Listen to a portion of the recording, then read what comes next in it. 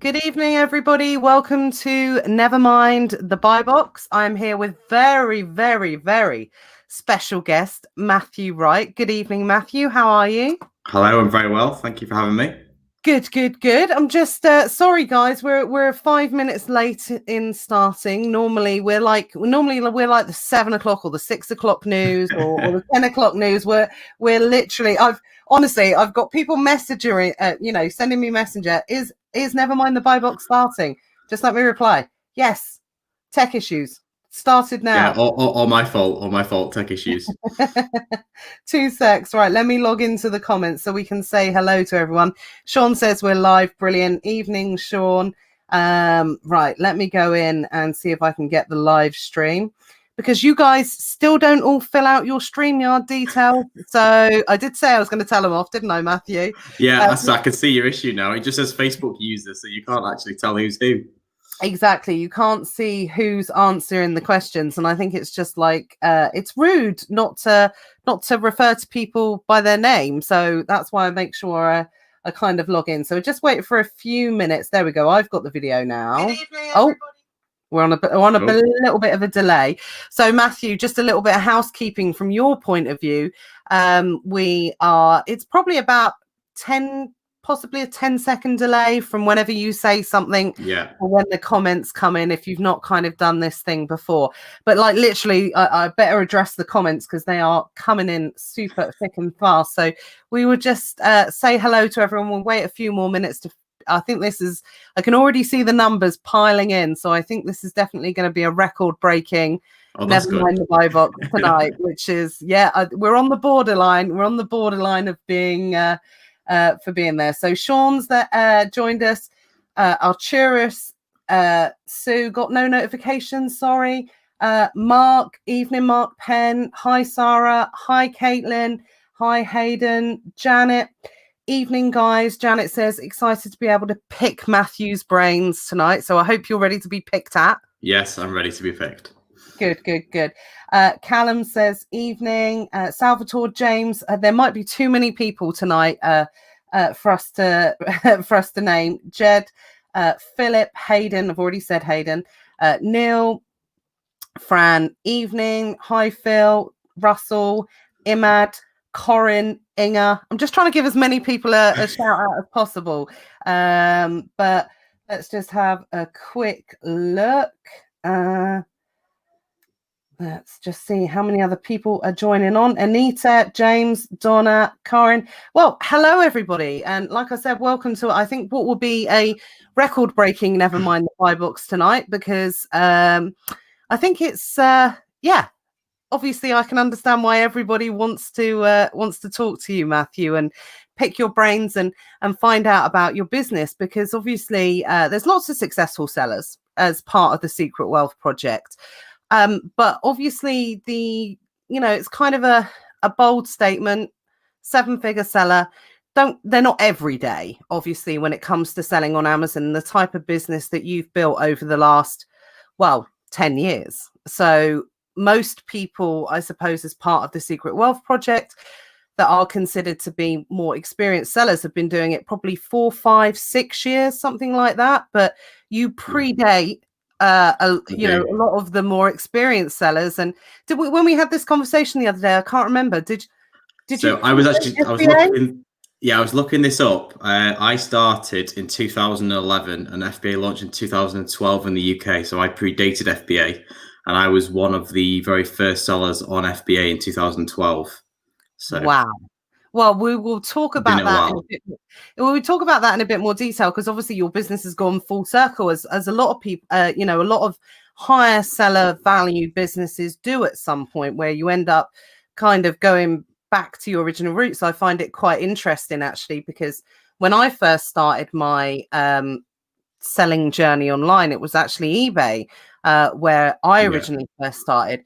And it's only now, kind of however many years in, I'm actually thinking, okay, I need to go back and restart visiting eBay. And I know you've got some really interesting thoughts about eBay that hopefully that you won't mind sharing tonight as well. So yeah, absolutely. Yeah, good. We're nearly at 100 people live. Oh, that's good. What's the record? What's the record? I think the record was like 79 live. Oh, that's good. Point. So, guys, by the way, if you can give us give us all the hearts and likes, hit that button because it pushes out the notification. I would love to have 100 people, over 100 people watching tonight. It would be absolutely fabulous just to be able to break that record. So if you can give us some likes, some love, some hearts, it's just pushing out the notification to anyone. So let me just quick, obviously I'm going to keep an eye on the questions as we go as well. Yeah, absolutely. We'll talk to Matthew. We'll find out. There we go. We've hit 100. Boom. So that's it. Brilliant. Record breaker. Absolutely. So thanks for that, guys. I can see loads of loves and hearts and coming in. If you've got any questions as we go along, please let me know. But there is a lot of people on tonight. So if I do kind of miss your questions or whatever, please do let me know, or just repeat the question a little bit later on if we end up, missing it for whatever reason. Hopefully you're free till about midnight, Matthew. Yeah, I've cleared the schedule. Yeah, prepare yourself for a late one. I think everyone and their dog's gonna want to ask a question. So Philip says, evening, Nat and Matt, not another Nat and Matt. Yes, I know. There's too many Matts in this group, isn't there? Well, the funny thing is as well, I always say that there's a real abundance of Lukes. There's loads of Lukes around Secret Wealth Project and, some of the other groups as well. But now I think we're getting up there on Matts and Matthews as well. So, but that's why we said, it's my Matt Webley, and your Matthew as well. So I've just seen the other Matt's just posted. I've just seen. Yes, busiest. Never mind the buy box I've ever seen. Yeah, we've just peaked at 115, Matt, just to let you know as well. So it's shot right up. Because some people watch from YouTube as well, because some people like to watch from YouTube in order to, because I know we're a little bit of a favorite to watch while people are prepping their stuff, and they can't do it if they're on their computer. That's why we stream via YouTube as well. So if anyone's interested in doing that, then let us know. So Sue says, Matthew, Mark, Luke, and where's John? Absolutely. Oh, there we go. John's just posted afterwards. Matt's an amazing name. Quick question out the blocks for you from Janet. Where's the accent, Matthew? I'm from Cheshire. I didn't think I had an accent, but apparently people who don't live in Cheshire say I have a Cheshire twang. So yeah, I'm from Cheshire. Yeah, I always say I don't have an accent because I think I've got quite a generic kind of voice, but you have got an accent. Definitely. And it's definitely an accent. Yeah, it's definitely a nice accent. Yeah, definitely. So we're up to 121 now. Right. So we better crack on because there are, lots of eager people just to find out a little bit more about your business, Matthew. So why don't you tell us, if you'd be so kind. So before you started selling on Amazon, what were you doing before that? So how did you end up in the Amazon space? So I'm only 28 to start with. So I've been selling Amazon for 10 years. So I've not had much life experience prior to Amazon. Okay. So I've not got a really great story going back I quit my 9 to 5 because I've never actually had a 9 to 5 job in my life. Wow. So there's one for you. No, I did a business degree at university, and rather than getting a part-time job, I was looking for ways to make money, obviously doing a business degree. I was selling on eBay at the time because I think most people who've been going a while started on eBay. And then I found Amazon, I say in 2011, and I've stuck with it ever since then. Yeah, absolutely. So you've literally never had a 9 to 5. But while you were doing your studies, what was it that kind of attracted you to selling on eBay? So what did you know that because obviously if you were studying business at some point you thought, did you always think that, okay, I'm going to be an entrepreneur? I'm not. Yeah. That was, some people you go, I want to be this. And for me, it was always, I wanted to be in business. I'd always been in business. My dad was in business. So it was kind of always, I think my kind of goal was to be a business owner. What that didn't really matter. But to me, it was, I always want to be a business owner.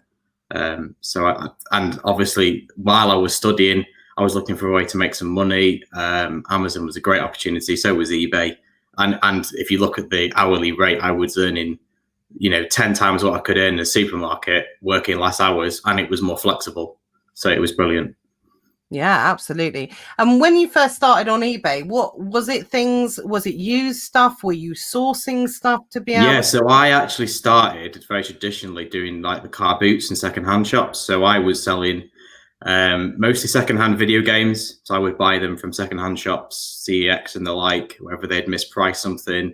Local secondhand pawn shops, I'd buy them from car boot sales, and I'd resell them on eBay. And then I found Amazon because it was a great way to be able to sell, a lot quicker and a lot more volume. So that's how I found Amazon.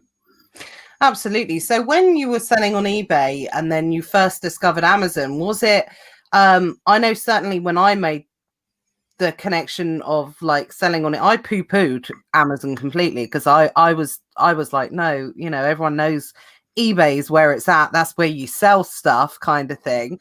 Was it when you discovered Amazon, was it at that time before FBA? Because I'm so interested about this because I've only ever known Amazon through FBA, and through a time through its kind of exponential growth, even 5 years ago when I started selling, Amazon was still pretty it was well known by that point, but obviously pre-FBA there wouldn't have been a lot of people that really knew about the Amazon opportunity then. So what were the sales versus like Amazon and eBay at that time? So the sales, I think, were still higher on eBay in terms of numbers, but what was different was I could sell a lot more because it took half the time. Obviously, you've got your listing catalogs already in place. So if I was listing, I did a lot of secondhand media, so video games, DVDs.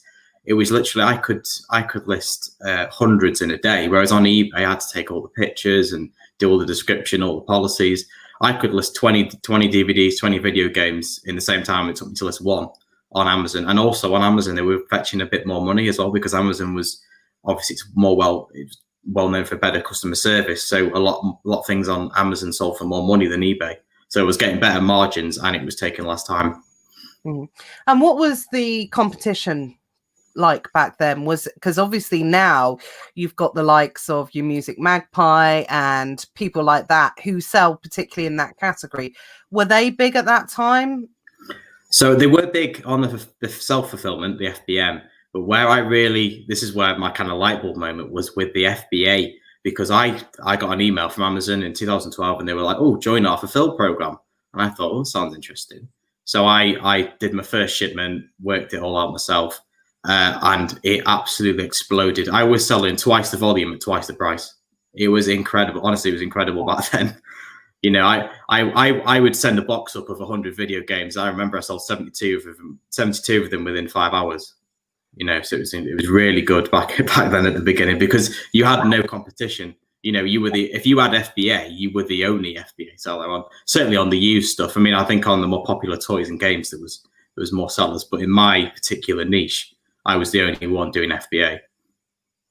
Wow. I mean, that's to most Amazon sellers now who are used to, especially in toys and games and more of the more saturated categories, we're used to seeing on very popular items like something like Lego, we used to seeing 60, 80 sellers, something like that. Obviously the volume's still there, but the margins are obviously have reduced over the years. Absolutely. Yeah. There's no doubt about that. So when it comes to the margins in your business, how have you adapted your business to more competition and more people coming on? Because obviously I take it you have adapted your business and yeah, my business from then to now is completely different. It's almost a different business. What we realized is as the margins kind of shrunk, more people got onto FBA because FBA is a fantastic proposition. Not only do they fulfill your items for you and post them for you, but they often do it cheaper than you can do it yourself. So it's an incredible situation, really. Obviously, that was going to garner attention. So what we've moved into now is we used to do used products. We don't do any used products anymore. Now it's all new products. Right. We do a lot more bulk lines and we do a lot more higher value items as well now. So because the margin's smaller, we focus on selling less high value stuff with a smaller margin. So obviously over the period of 10 years, you've gone from literally a, and hopefully you don't take this in a dip, but like a teenager to a 7-figure seller. And when we say seven figures, that's me being, it's not Matthew doesn't sell £1,000,001 a year. We're talking in excess of 7 figures across the different platforms that you sell. Yeah, I'll give you the numbers. This year last year we did 1.4 million on Amazon alone. So that's just Amazon and my lifetime sales. I did a quick look before this. We've done about 6 million on Amazon since we started. 6 million on Amazon. Wow. And how's that kind of compared over the years? So when you first started out, can you remember what your because I think what's always good for people is to be able to look at sellers like yourselves, and especially that have progressed during the evolution of Amazon, is to look back. Because I think sometimes what happens and the danger of what can happen is anyone that's maybe starting out and watching this tonight would think, wow, okay, if I'm not selling £1 million worth of products in 6 months' time, I'm a failure, which we all know that obviously it's not realistic. This has been a 10-year progression with Matthew with this business. So it'd be interesting just to get your insight and your thoughts on how that business has progressed over the 10 years. Obviously, you don't have to give exact figures, but I don't mean to brag either. There's another thing is people say, "Oh, I'm a 7-figure." I'm not meaning to brag because I've got a lot of back-end operations, which I'm sure we'll talk about later on. So there's a big figures, but then there's also big costs involved with the big figures, as I'm sure you can appreciate. I mean, my very first year, because I used to finish uni in 2013. So although I was doing it sort of part-time, I went full-time in 2013. My first year, I sold 137,000 on Amazon. So that was my very first year. Yeah, absolutely. And that's part-time. That was full-time, but it was just me and myself. So my very first year, full-time, after I finished uni, I went for Amazon and did 137,000. Okay, so obviously your first year you would have had to VAT register as well. So you're literally you've come out of university, you have to VAT register for your first business. And something I don't know, obviously you've got an entrepreneurial spirit, you've come from an entrepreneurial family. So did you expect that in the first year? Did you expect it to take off in the way it did? I think it took off more than I expected.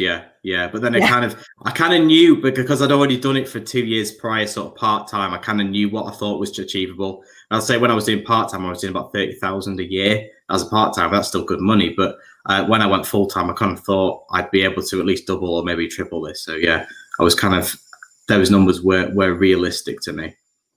And how were your kind of friends and family about it? Did they think, you're mad, you need to go and get a job, you need to do this? Yeah, absolutely. Especially out of university. My dad was the entrepreneur, and he was more supportive. My mum was never unsupportive, but my mum was very much so when you're getting a job then, because back then I was working from home, I was working from a parent's spare room, and they were very much kind of like, oh, so when you're going to get a job? And I mean, I did have a few interviews, and I did nearly end up in the 95.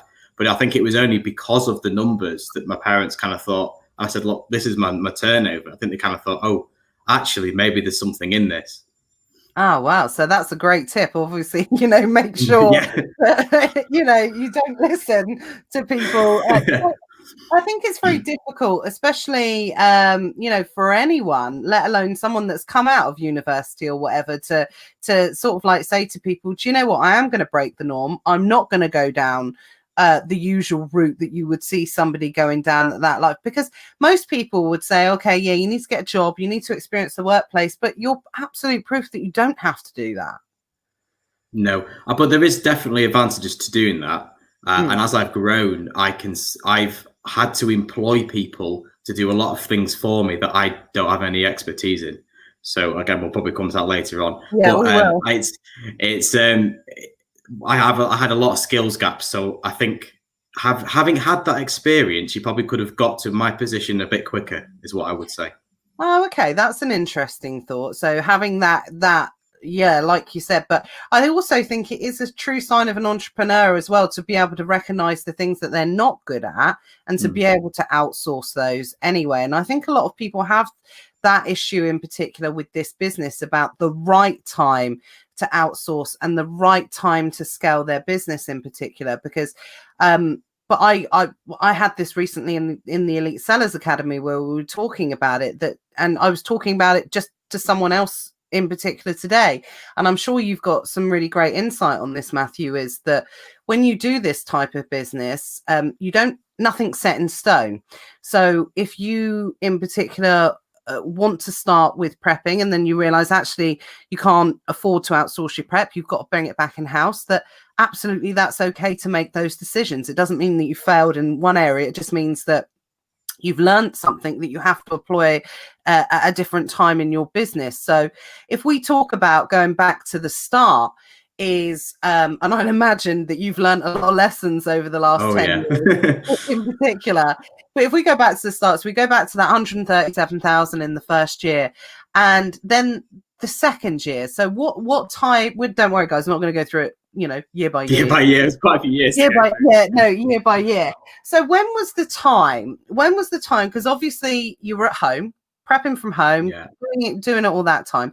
When was the next time in your business that came the next big jump, and what was a result of that? So the following year, first year I was home based. The second year I took on my first member of staff and took on my first premises. But I think that was more because my parents were sick of my mess, so they wanted me out. So our second year, 2014, is when I took on my first member of staff. Were they like, look, Matthew, we can deal with you not having a job, but we don't want you to be like clogging up our house with prep? Yeah, literally. Why are all these boxes in our spare room where you get lost? So the next year, 2014, was when I took on my first member of staff, and basically we doubled the turnover to about 380,000. I think we went to. Wow, so that really was quite a big jump in the second year as well. Yeah. And did you make any other changes at that point? Was it still used, or is that when you first started going? No, we still did used, but what we did was, because I had somebody else, they did all the Amazon side of it, so the prep and the listing and all the customer service, which meant I could focus solely on sourcing. So I'd gone from sourcing 2 or 3 times a week to sourcing 5 days a week, which was a massive difference, because it meant if somebody called me up and there was something available, I was immediately ready to go, because I was always ready to go, no matter what happened. So that's interesting. So when you say someone called you up, so were you building relationships with people? Yeah. The key thing for me, I would say, take away from this is to build relationships with people, because that is where you'll have the success. And I know from obviously knowing a little bit more about your business anyway, you would still say that that's relevant even now today. Oh, absolutely. It's even more important today than it ever was.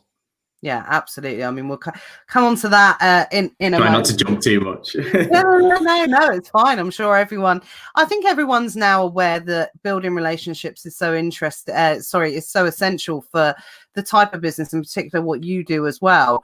I think in particular. So, just to clarify for anyone at this stage, maybe this might be a good time to actually say not what you do, Matthew, because I don't want you to give too much away, obviously, for anyone that's watching, but the type of sellers and what we're used to talking about in the Secret Wealth Project. You have a slightly different approach and how you run your business now. So I wonder if you'd be so kind as to kind of enlighten everyone the type of selling that you do now. Yeah, so I don't actually do online arbitrage, so it's probably going to come as a complete shock to everybody. I do a little bit here and then. If something pops up and I see a deal, I'll buy it, but I don't do it as a rule. My business is predominantly based on wholesale, having relationships with suppliers, retail, and liquidation. That's basically what we buy. And through contacts and relationships, we buy the stock and then we sell it on Amazon, eBay, and our own website. And we've also got our own wholesale business as well. So, absolutely brilliant. So, when it comes to, I mean, a lot of that, I think people would be quite surprised actually, because I was quite surprised, because normally the two that goes together are OA and wholesale, but your kind of niche that you still do and obviously that you're still adopting now is the RA side of it. Yeah, I'm massive on the retail arbitrage. That is probably 60% of our sourcing comes from retail arbitrage. And do you find that that is through deals that is it more on the deal side of it, or is it more the replenishable side? So things that you just source and source more over deals. Yeah, it's more one-offs. Yeah, we occasionally get replenishables that we see, but most of the RA stuff is one-off. Couple times a year, different. We bob around the different retailers. We've got a retail catalog sale, so we kind of we keep a list of all the retail sales. We kind of got to a point where we know what's coming up before it comes up, so we know what to look for. And as you get into this, you'll discover that the retailers are pretty consistent, and they like to hold the same events every year at the same time. And we kind of preempt that, and we kind of know what's coming up and when, and we go, oh, this month this is coming up, and we've probably got this in this month, and it's quite apart from this year, obviously, where everything's do you know, I was just about to say, down the path, but this year, this Q4 already, we've seen a couple of sales that we would have normally have expected to see by now that we haven't seen. Sort of talking about your big kind of Smith's one, which is the 20% off everything.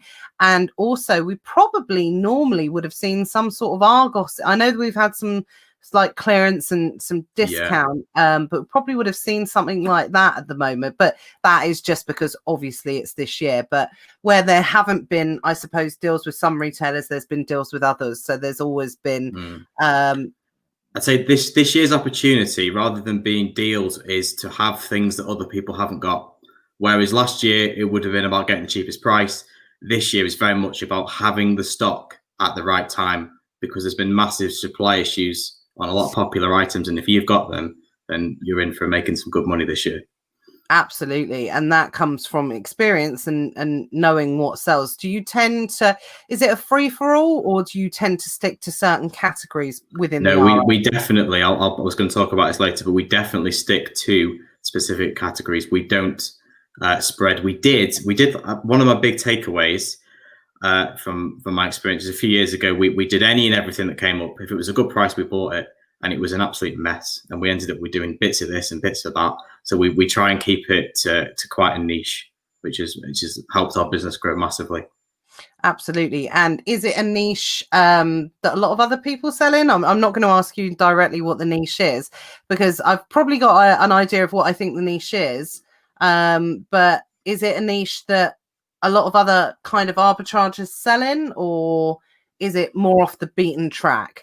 I think it's a bit off the beaten track. I think it's a higher risk category, which is why I think a lot of people don't do it. Yeah. But there is a few big players in that. So. Yeah, absolutely. It'd be interesting. But yeah, I think it definitely adds up, because I think definitely about selling in this business is all about evolution. It's all about adapting. And, you know, the thing is, where most people start out in this business, the people that are in it long term, it's very rare that's where they end up, or that's where they stay. They always make some sort of evolution to their business or something like that. So yeah, going back a little bit, what was the turning point? When and where was that turning point? And what made you think, right, this isn't working out for me anymore? Because there must have been a point. Yeah, so the real turning point was about 2016, 2017. And that was when we kind of dropped the used stuff and we discovered retail arbitrage. And we went very big into that. It was about 2017. And our revenue absolutely exploded. We went from 2 staff to 7 staff in a year.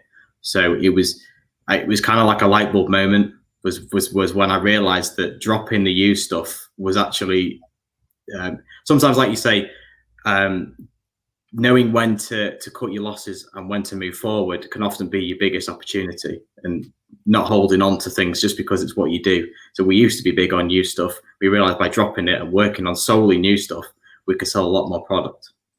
Yeah, absolutely. And did that come from making that revelation? Did it come from testing different markets? Was there something that prompted you to think, okay, this is not working like it should do, we're going to look at different markets? How did that, or was it by accident? You know, what I think happened? It's me personally. I'm very, very impatient, and I kind of always wanted the business to grow. And I realized that it was only ever going to grow so far doing the used stuff because it's single units, and by doing single units, it takes a certain amount of work to do one unit. Whereas if you've got multiple quantity in new condition, you can work a lot more units a lot more quickly. Okay, and the inevitable question after that, which I'll ask on your behalf, guys, because I know this one's coming. When it comes to those quantities, how do you get the quantities? Because obviously a lot of people struggle in particular. I know you've got relationships, of course, and you've got the wholesale side of it, but you are doing traditional RA. So do you come across the issues that most sellers face, as in, oh, you're buying a lot, or you can't buy those, or whatever? Yeah, absolutely. I still get them. It's handled differently depending on where you are and what you're buying. I think some retailers you would go in and say, I'm a reseller, what have you got? Because they will welcome you with open arms, and they'll take you into the back, and they'll call you up every time there's a sale. And there's other retailers where you want to be on the sly, and you want to get in and you want to get out and move on to the next one without making any fuss, if that makes sense. And also, it's very tempting as a reseller to buy everything on the shelf, but sometimes that attracts attention. And sometimes knowing what not to take is as important as knowing what to take. Yeah, absolutely. I think one rule I've certainly always had with RA, which I really don't do as much as I used to before I had my daughter, was that I don't know why. I don't know if it was for a not of attention thing or trying to keep the management happy or whatever, but I always used to leave something on the shelf. I never used to clear the shelf. I always used to leave one or two on the shelf, and if they ever said anything or whatever, I say I'll just kind of leave it for someone else to get. I don't know if it's good karma. I don't know if it's they see it as respectful. I think the thing is, you can turn around and say, well, you can't have all of them, and you go, oh, I haven't, there's 3 left on the shelf. I think their main issue with it is that you're taking all of their stock, and it's not fair for other customers. And by leaving some product, that gives you the instant comeback of, well, I've left some products on the shelf. And they're a bit like, okay, could you put, and then they just look like an idiot if they say, okay, well, could you put that back? I've never personally cleared the shelf. Like I said, I think it's respectful as well, and I think, like you say, it's a great comeback to be able to say to them. And also, I think when in person, when you're doing the collecting as well, about rubbing people up the wrong way. I mean, there's always going to be times that no matter how respectful you are, no matter you say all the right things, you just come across jobs worse that just don't want you to do it. But at the same time, I've always respected shops rules. I'll go into a shop, and I will, if I get picked up, I'm very honest straight away. The odd time, if you can't bothered, if you're in Sainsbury's and they say, oh, you're buying a lot, say, yeah, that type of thing. But if it looks so obvious, I always find the best way is to say, look, I'm a reseller. We love working with shops. We always want to make sure that we're respectful of your rules. So, feel free to let me know what's acceptable and what isn't acceptable. Do you kind of do the same? Yeah, definitely. And there's no way to quit your losses. There's no point having an argument with somebody. If the manager is determined not to let you have that product, then just leave it and go on to the next shop. Because if it's a chain store, there's probably 10 within as many miles. So just leave it and move on.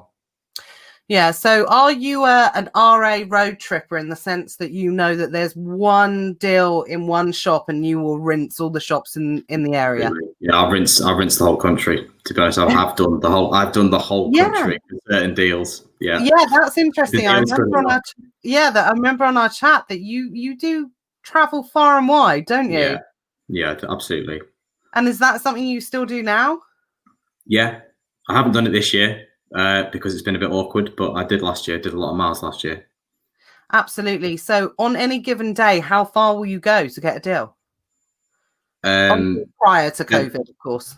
Prior to COVID, I mean, I drive 6-7 hours. The thing about the deal is it's not just, I would never go for one deal. It's about going to places with lots of places on the way. But yeah, I do the whole country, and I do weeks away. I mean, I would do a week away. I'd take the wife, and we have a week away. You know what? What's really, really interesting? I always said to my husband that we always said that we discovered FBA after having kids, of course. So, you know, my son's nearly 10. And we always said, do you know what? When we're a bit older, once the kids are grown up, we can really imagine ourselves getting ourselves like a caravan type thing. And if RA is still a thing, anybody that can get themselves, you know, like a camp, not a camp, you know what I mean, like an American type camper thing. van, yeah, like an RV thing, yeah. Yeah, RV, that's the word I'm thinking of, but like a nice one, and going around and doing that and just picking up stuff, staying overnight, you know, not paying for hotels or doing that type of thing. But if you do it right, you can also do it through the hotel route as well, obviously. I always remember there was a guy on YouTube, an American guy that used to do that a few years ago. He was one of the first YouTubers that I saw that he used to literally travel around America, staying in hotels, and he would buy boxes of wherever he was staying. He would leave the boxes at hotels, pack them up, and then move on to the next place, you know, fill his boots. And that was his lifestyle. So it's definitely, Hayden said, I'm so shocked I may have to plan a trip. Well, let's just wait for the world to kind of calm not down. at the moment. I wouldn't go for a while. Yeah, you're probably not going to get very far. But Hayden says, second person to say they do road trips all over the country. Interesting. And I think it depends on your circumstances, obviously. Yeah, it's definitely circumstantial. I don't have any children. I don't think if you've got children, it'd be viable. It's be a non-starter, really. No, but it'd be interesting. I would love to document one of your journeys if, you know, once the world returns to normal, obviously. I think it'd be a really interesting insight. Just going to have a quick check on some of the comments that have been coming in. So Chris Carter says, Chris is a you know, true like RA. Number one, leave empty shelves. But you've got to do whatever works for you, obviously, Chris. So Georgina says, I do this as well, and I think that's in response to obviously making sure you leave something on the shelves. You've got to do what works for you guys, obviously. Philip says, typical Philip, always looking for an opportunity. He may have some overstocks he can sell you for wholesale. So well, yeah, send me a message later. We'll see what we can do. Absolutely. So Hayden says, do you buy whole shops out or LOL? So what's your kind of limits, really? Yes, I have bought entire shops. It doesn't actually sound that funny to me because I do it quite regularly. But yes, I have bought entire shops. And that's more on the liquidation side of it. That's the liquidation shops. Yeah, that's the liquidation side. Yeah. Okay, so obviously one thing I wanted to ask, and I'm sure the question will come up at some point anyway. So when it comes to liquidation and selling on Amazon, from an authenticity point of view, proving that kind of chain of supply, sometimes people have come a cropper selling liquidation or clearance types good. What do you do in your business that ensures that you don't put yourself in that position?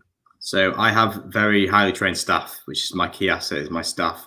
And they are very cautious and they do all their research prior to sending something in. So rather than dealing with the problem when it occurs, we try to prevent the problem as much as possible. And we know what to sell and what not to sell through experience. And it's essentially, yeah, go on. No, sorry. I think you broke up there. So sorry if I interrupted you. But is that essentially knowing who you can sell from? Because if you were to buy from, say, for instance, you were to buy like liquidation from a shop, what's the process? Do you make sure that you have to get an invoice that you know, covers that proof of authenticity should an inauthentic claim arise with a product? Is that acceptable in Amazon's eyes? We don't get invoices because a lot of the things we do, we can't get invoices. We just get ordinary till receipts. Generally, I think Amazon will accept the RA receipts as proof of authenticity. Yeah, it obviously won't work for any kind of ungating or anything like that, but they do work in an IP claim. But one thing is to make sure is that the receipt actually says what the product is, because that's one of the biggest knockbacks we found. If your receipt doesn't have the product name, as Amazon like to see it, and you won't, that can cause issues. Absolutely, because I think it's something to do with, especially when you're VAT registered seller, if you purchase over a certain amount of value of goods at a till, it doesn't show an itemized receipt. I think that's right, isn't it? Yeah, if it's over £250, you have to get a VAT, an invoice or a receipt with the VAT broken down separately. So it has to be, if it's under 250, an ordinary till receipt will be fine. What I found though is if some of the bigger retailers tend to do the VAT breakdown anyway, so a lot of retailers are quite good in that respect. Argos are terrible, and they're very difficult to get invoices out of. But some of the bigger retailers, they actually do the breakdown on the bottom of the invoice on the receipt anyway. Yeah, absolutely. So following on from that question, Core says, any advice on how you deal with VAT invoices when you're buying from shops? So what's your best kind of tips on ensuring that people or how they, I suppose, how you request those invoices, because they can be buggers. Yeah, well, we just say we're buying it for a business, and we need an invoice, and it's their legal obligation to provide you with one, and just don't take no for an answer. Yeah, so just keep going, just to add to that, I often find that I do go down the legal obligation route, but tend to do it in a polite way, and I'll say I'll say something along the lines of, oh, that's a shame, I'm going to have to approach the HMRC on how I'm going to get around this, because obviously I've got to supply it to them, and sometimes that works. Definitely. Okay, so let's just have a quick look. Any other questions as we are going along? So a lot of people are quite interested in your RA trips as we're going. So yeah, that's been interesting. Illa asks, how do you manage the RA sourcing, and how many different staff are doing that? So there's 2 of us that source, and then there's 8 people who do all the back end of it. So 2 source and 8 that do all the packing and the prepping. Anything after purchase. So the dealing with the invoicing, the accounts, they do all the listing, the packing, the shipping, the customer service. I personally have not packed an Amazon shipment in about 3 years, so I'm probably not the best person to ask on Amazon process. No, that's fine, definitely. And your business now, because I genuinely can't remember this from when we talk, is it merchant fulfilled or still predominantly FBA? So it's predominantly FBA for Amazon, but obviously we have quite a big eBay business. So when COVID happened in April, it was no hassle for us to switch from FBA to merchant. It was just kind of a natural. It just happened. It wasn't an issue. So what was the uplift on your business at that time during COVID? Obviously, because it was a mini. Well, it didn't end up being a mini Q4. It ended up being a proper full-on, Q4, second Q4. It was mad. Yeah, actually, for a rare occasion, Amazon is our biggest platform. It's about 55-60% of our sales revenue. In April, it switched, and eBay became our biggest platform. And it absolutely exploded on eBay. Wow. And that's really surprising, actually, considering, because I know we had this conversation, so it might be a good time, because I think people will be interested to hear about your eBay business, because we're always talking about Amazon in particular on this channel. So I know a lot of people do sell on eBay. So did you always continue, as your Amazon business was growing, did you always keep eBay, or was there a time when you didn't sell so much on eBay, you went all Amazon, and then you got back into eBay? Yeah, so we did. We started eBay, we went all Amazon, and we used to do eBay as it was kind of like an Amazon returns platform with anything that couldn't go on Amazon. Yeah. Because the listing was rubbish. Kind of situation. 1 year we actually got suspended due to inauthentic claims. Obviously, we were selling a legitimate product. Somebody's asked that in the comments. Yes, Harminder just asked that, actually, so I was going to ask, and ask that. We did actually get suspended, and it was the worst possible time, because it was right at the start of December. It was just when we had Black Friday, and then we had Saturday, Sunday, and we got suspended on Cyber Monday. So it was just the worst possible time. How long? It was 7 days, so it wasn't too bad in terms of time, but in terms of sales, we lost fortune. And at that point, we were just like, right, we need another platform. We cannot ever have this situation where we are dependent on one platform that we don't own and that we have no control of. So I imagine during that 7-day period that must have been what, 7 figures? Still have nightmares about it. Yeah, 6 figures. Yeah, definitely. In that week. Yeah. That you would have lost in sales. Oh my God. I just can't even imagine that. That would be absolutely crazy. So that's when you started the integration to what I call, for a lot of people, the forgotten platform of eBay. But you've successfully integrated this into your business as well. So and eBay's been huge for you as well, hasn't it? Yeah, eBay's quite a big platform for us. It accounts for about 40% of our revenue now. Absolutely. And is that, when it comes to selling on eBay, is it the same stuff that you sell on Amazon, or do you source it or differently for eBay? Yeah, so we sell, when we get stock in, most of our stock is split sort of like 60-40. So 60% goes to Amazon, 40% goes to eBay on our website. But we do source specific product for the eBay marketplace, because eBay allows you to sell. One of the beauty of eBay is you can sell pretty much anything on there. And we do sell a lot of products that we couldn't sell on Amazon on eBay.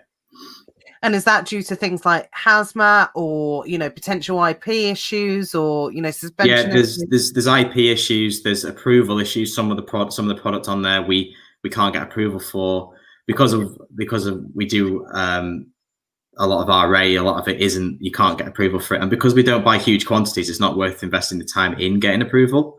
So we just put it straight onto eBay in that respect. Okay, so when you're outsourcing and you're doing your RA, and when it comes up, is there any type of software that you use for eBay for sourcing for that? No, we just research on the platform, because one of the good things about eBay is you can go on and look at the sold prices, whereas Amazon, you've got Keeper, which gives you an indication of what something's sold for, but it doesn't actually tell you what it's sold for. It just shows you what it was listed at. Whereas on eBay, you can actually find out pound and penny how much something's sold for. What's that? I do know what that's. I've seen that and heard of that. Is it an extension? No, you can actually do it just by doing an advanced search and searching for sold items, and it will tell you exactly what an item sold for. Absolutely. So great tip there. So you get an actual ironclad. eBay. I haven't sold on eBay properly. Apart from, like you say, from returns and that type of thing, but you would say that that's pretty essential, obviously, knowing what something has sold for. Yeah. And would you say in particular that, because I know when we had this conversation, when I first started selling on Amazon, it was a closer experience to selling on eBay. And certainly how I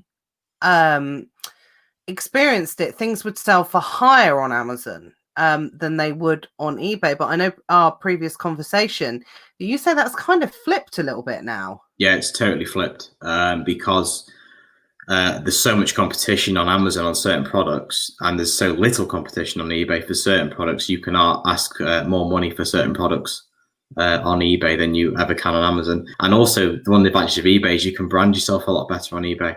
So you can really push your name and your values, whereas on Amazon you are just to most customers, Amazon, they don't know the difference between a third-party seller and Amazon. Okay, so tell me a little bit more about that. So you've got more of a brand identity on eBay, is because I know they changed the feedback system. So does that have as much relevance as it used to? Yeah, people are really hot on feedback on eBay. When we first set up our eBay, we didn't have an automated feedback tool, and people used to email us saying, if you don't give me feedback, then I'm going to return my item and complain about you. So some people are really, really quite touchy about getting the feedback as a buyer. That's not a seller, as a buyer. Yeah, a buyer would. One of our buyers said, if you don't leave me feedback, then I'm going to return your item and leave you negative feedback. For no other reason than we hadn't left him feedback. So we have that all automated now. But so people are very keen on feedback.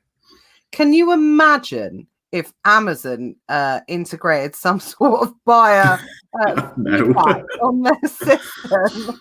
It would be absolutely hilarious. If we could rate the Amazon sellers, the Amazon buyers Oh my God, that would just be the best thing ever. I think literally people's confidence, I think, would be dented for the amount of things that we would have the opportunity to say to them. But again, that's really interesting because Amazon is so customer focused. You know, even Jeff Bezos says in all of his documentaries, customer is king, customer is king. Whereas eBay seems to definitely, I'm not going to say it's on the rise, obviously, because I say it's forgotten. I think in the online selling space, it got forgotten because obviously Amazon grew so much and the opportunity was so big with Amazon. And obviously Amazon, I don't know what the actual figure is now, but obviously Amazon sales do completely dwarf eBay sales. Oh, absolutely. Yeah. You know, still now anyway. So it's not saying, we're not saying that drop everything and start selling on eBay, obviously, but it's good to have that additional income stream. And if you're doing all the work and you can get you know, I'm not going to say just as good results, but if you can get additional results, it kind of makes sense to integrate it into your business. And that's something I've certainly learned and will be learning, and will be going into the eBay market a little bit more, because when you think about it, it's a no-brainer. Yeah, absolutely. And I think one of the big things we chatted about when we had our first call was the cash flow. Because on Amazon, especially if you're a new seller, you buy your product, you then have to prep it, you have to send it into Amazon. Amazon will probably then move it around the country. So you're probably looking at least a week and a half before your product's even available for sale. Then you'll sell it, and then Amazon will hold your money for 2 weeks, and then they'll take 3 to 5 days to pay you. Whereas on eBay, I said I could turn a product around in about an hour and have the money in my bank account, theoretically. From having that product in my warehouse, I could list it and I could sell it, and I'd have the money in my bank account in an hour. Yeah, that's crazy. So would you say, especially for new sellers starting out, a really good tip I would imagine would be, before you've even, maybe not before you've sent it into Amazon, but before you get around to prepping it, before you get around to doing it, because sometimes it can be a few days, it's definitely worth listing it on eBay to see whether or not you can turn it around quicker for just as good profit without being sent in. I mean, even I think it's a great option if you know, you buy something and then the next day there's about 50 sellers on it, and it's gets to a point where you're penny underpricing. You can definitely clear large volumes of inventory and get that cash back and reinvest it into something else. Yeah, absolutely. I mean, Lillian says eBay always shows you what price an item is sold while you're trying to list products. So it's definitely more of a solid. And do you find that prices don't fluctuate as much as they do on Amazon? They do fluctuate, but that's more on the seller, because you have a lot of independent sellers on there, people who aren't professional sellers who are just selling their own things. So obviously they're not really that price motivated, they're more sale motivated.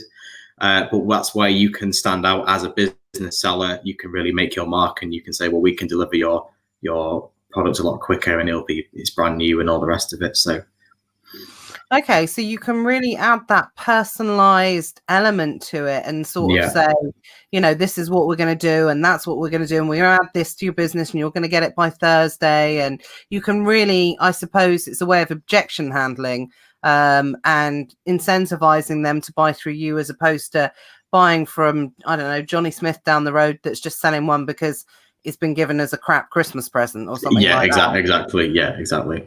So it's a more trusted approach, I suppose. And I find it really interesting, actually. I mean, I don't buy on Amazon, I don't buy on eBay or anything like that whatsoever. I'm like the worst person when it comes to advocating this business. I don't buy on any of those platforms. But my husband does. I know Matt Webley does. I know a lot of people do, that actually eBay is, a lot more people buy on eBay than you think buy on eBay. Absolutely. eBay, for me, the connotations are crap Christmas presents. Somebody doesn't want it. It's used. I take it you don't go down the auction route or anything like that. Is it? We don't auction. No, everything's buy it now prices. Yeah.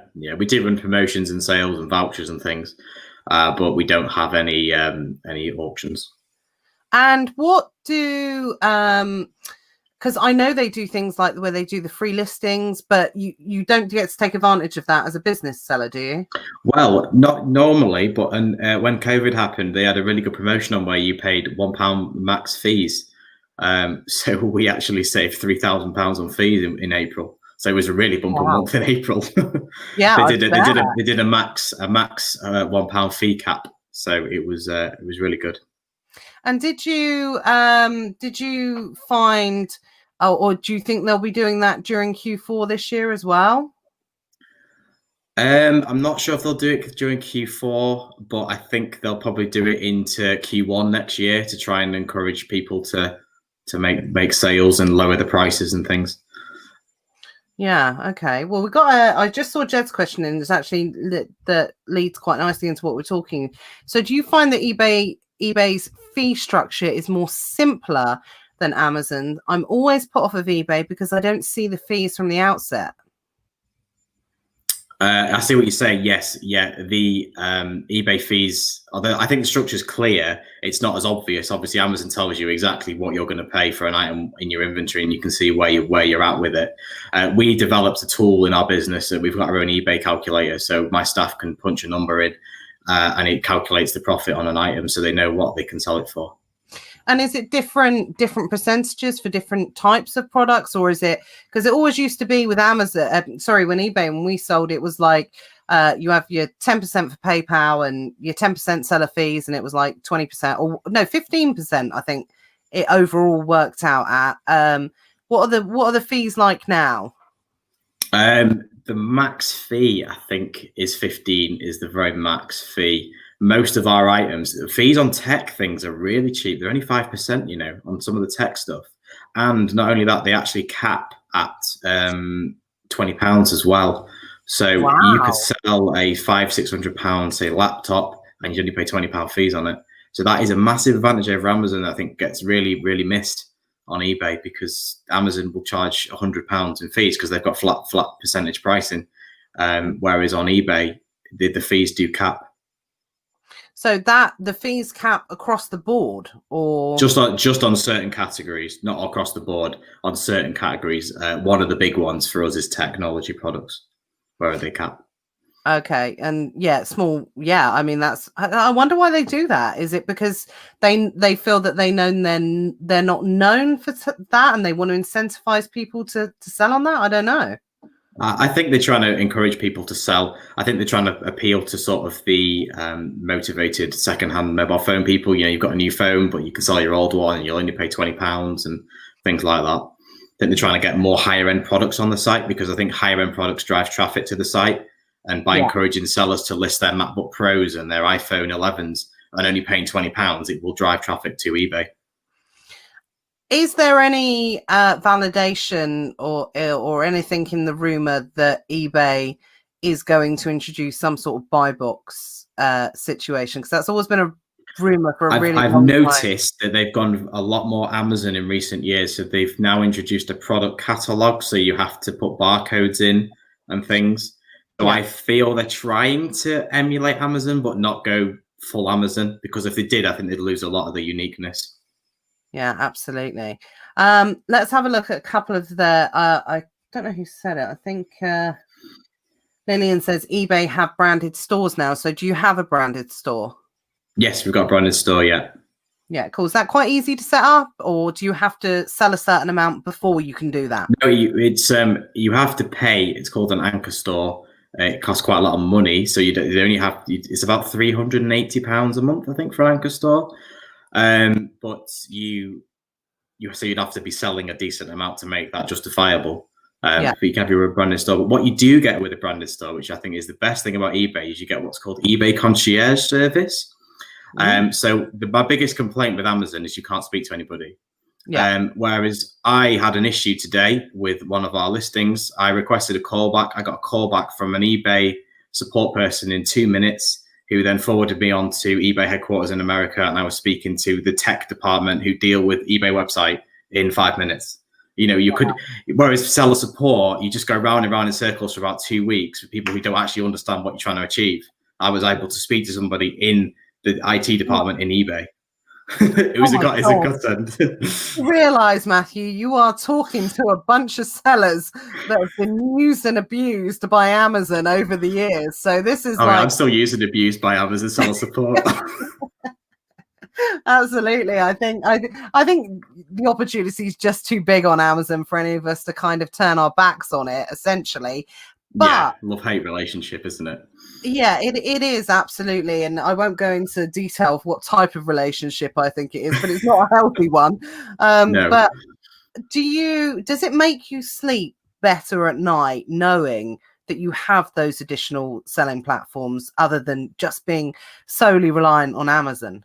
Absolutely. I think if you're self-employed and you have enough income perhaps from something else, to do solely Amazon would be fine. But if you ever employ people, I could not sleep at night with the responsibility of employing people without some kind of backup in place. Yeah, absolutely. And Matthew said as well, guys, for anyone that's joining us, so obviously we started talking about Amazon, which I'm sure we'll come back to at some point, but eBay is 40% of his business as well. So it's not an even split. Obviously it does. Amazon is bigger. Yeah. It does favor more in Amazon at 55%, I think you said. Yeah, it's about 55 and then 5% website kind of wholesale business. Yeah. And again, that's something successfully that a lot of sellers, it's the kind of golden goose as well, because you also sell on your own website where there's no associated fees or anything like that, where the margins is going to be bigger. So what would you say? Does that count for about 5%? Did you say? It's very small at the moment. We're trying to push that a lot more. So we are hoping our ideal structure will be sort of somewhere 30. So it will be 30% Amazon, 30% eBay, 30% own website with a bit of wholesale. But the wholesale tends to be me moving excess product rather than buying product for wholesale. My wholesale business is me moving excess. So when I get offered a big lot of stuff, and I'll go, right, well, I'll keep X amount and then I'll move the rest on. Yeah, absolutely. I mean, when it comes down to it, I think a third's really healthy in everything in business. Whenever you break it down, whenever you look at anything in running any type of business, it always generally comes down to thirds. You should have a third of this, a third profit, third staff, or third operating costs and that type of thing. So, be interesting actually, because I know a few people have asked this, so I don't know if it's appropriate time to ask. And obviously, as I've said to you previously, please feel free not to answer this, of course, because it is a figure related question. You've obviously talked about your turnover and things like that. Do you feel comfortable in saying what your level of or percentage of profit is? So it's always a question that, especially when people talk in big numbers, I think sometimes when people see 7 figures, they think, oh, okay, well, you must only be making 3% profit. Well, our gross profit is 41% on average. Gross profit. Wow. Yeah. That's obviously not net profit. I have a lot of costs. I have 2 warehouses. I have 8 staff, and obviously all the selling fees come out of that, postage. But a gross profit is 41%. Wow, absolutely. So there's definitely room for maneuvering there. Even with your costs, because if you work out your 7 figures, absolutely, and that's probably where most people would expect a gross profit to be of that level. I would have thought. Who's this? Jackie says, are there any particular products that are not good for selling on eBay? I don't really think there's anything you couldn't sell on eBay, to be honest. I think certain products do better on Amazon because you've got more trust element. I think you struggle selling electronics, very high-end electronics, the sort of things in the thousands, which I think is why they have the cheap fees, because people still have that lack of trust with eBay. And in terms of warranties, because they know with Amazon they're going to get a warranty, whereas eBay, it's not quite so clear if they're going to get a warranty with it.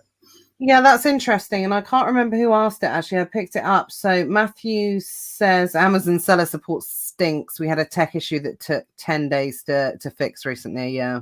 Atrocious, Yeah, absolutely horrendous. And do you know what? I do sit down and think about it. I genuinely do sit down and think about it sometimes, especially having conversations like this, when obviously you've got a gem like eBay, which, people are probably not thinking about so much. It's amazing when you think the way that Amazon do treat their sellers, that they have grown to the level that they have as a result of their third-party sellers, by the way.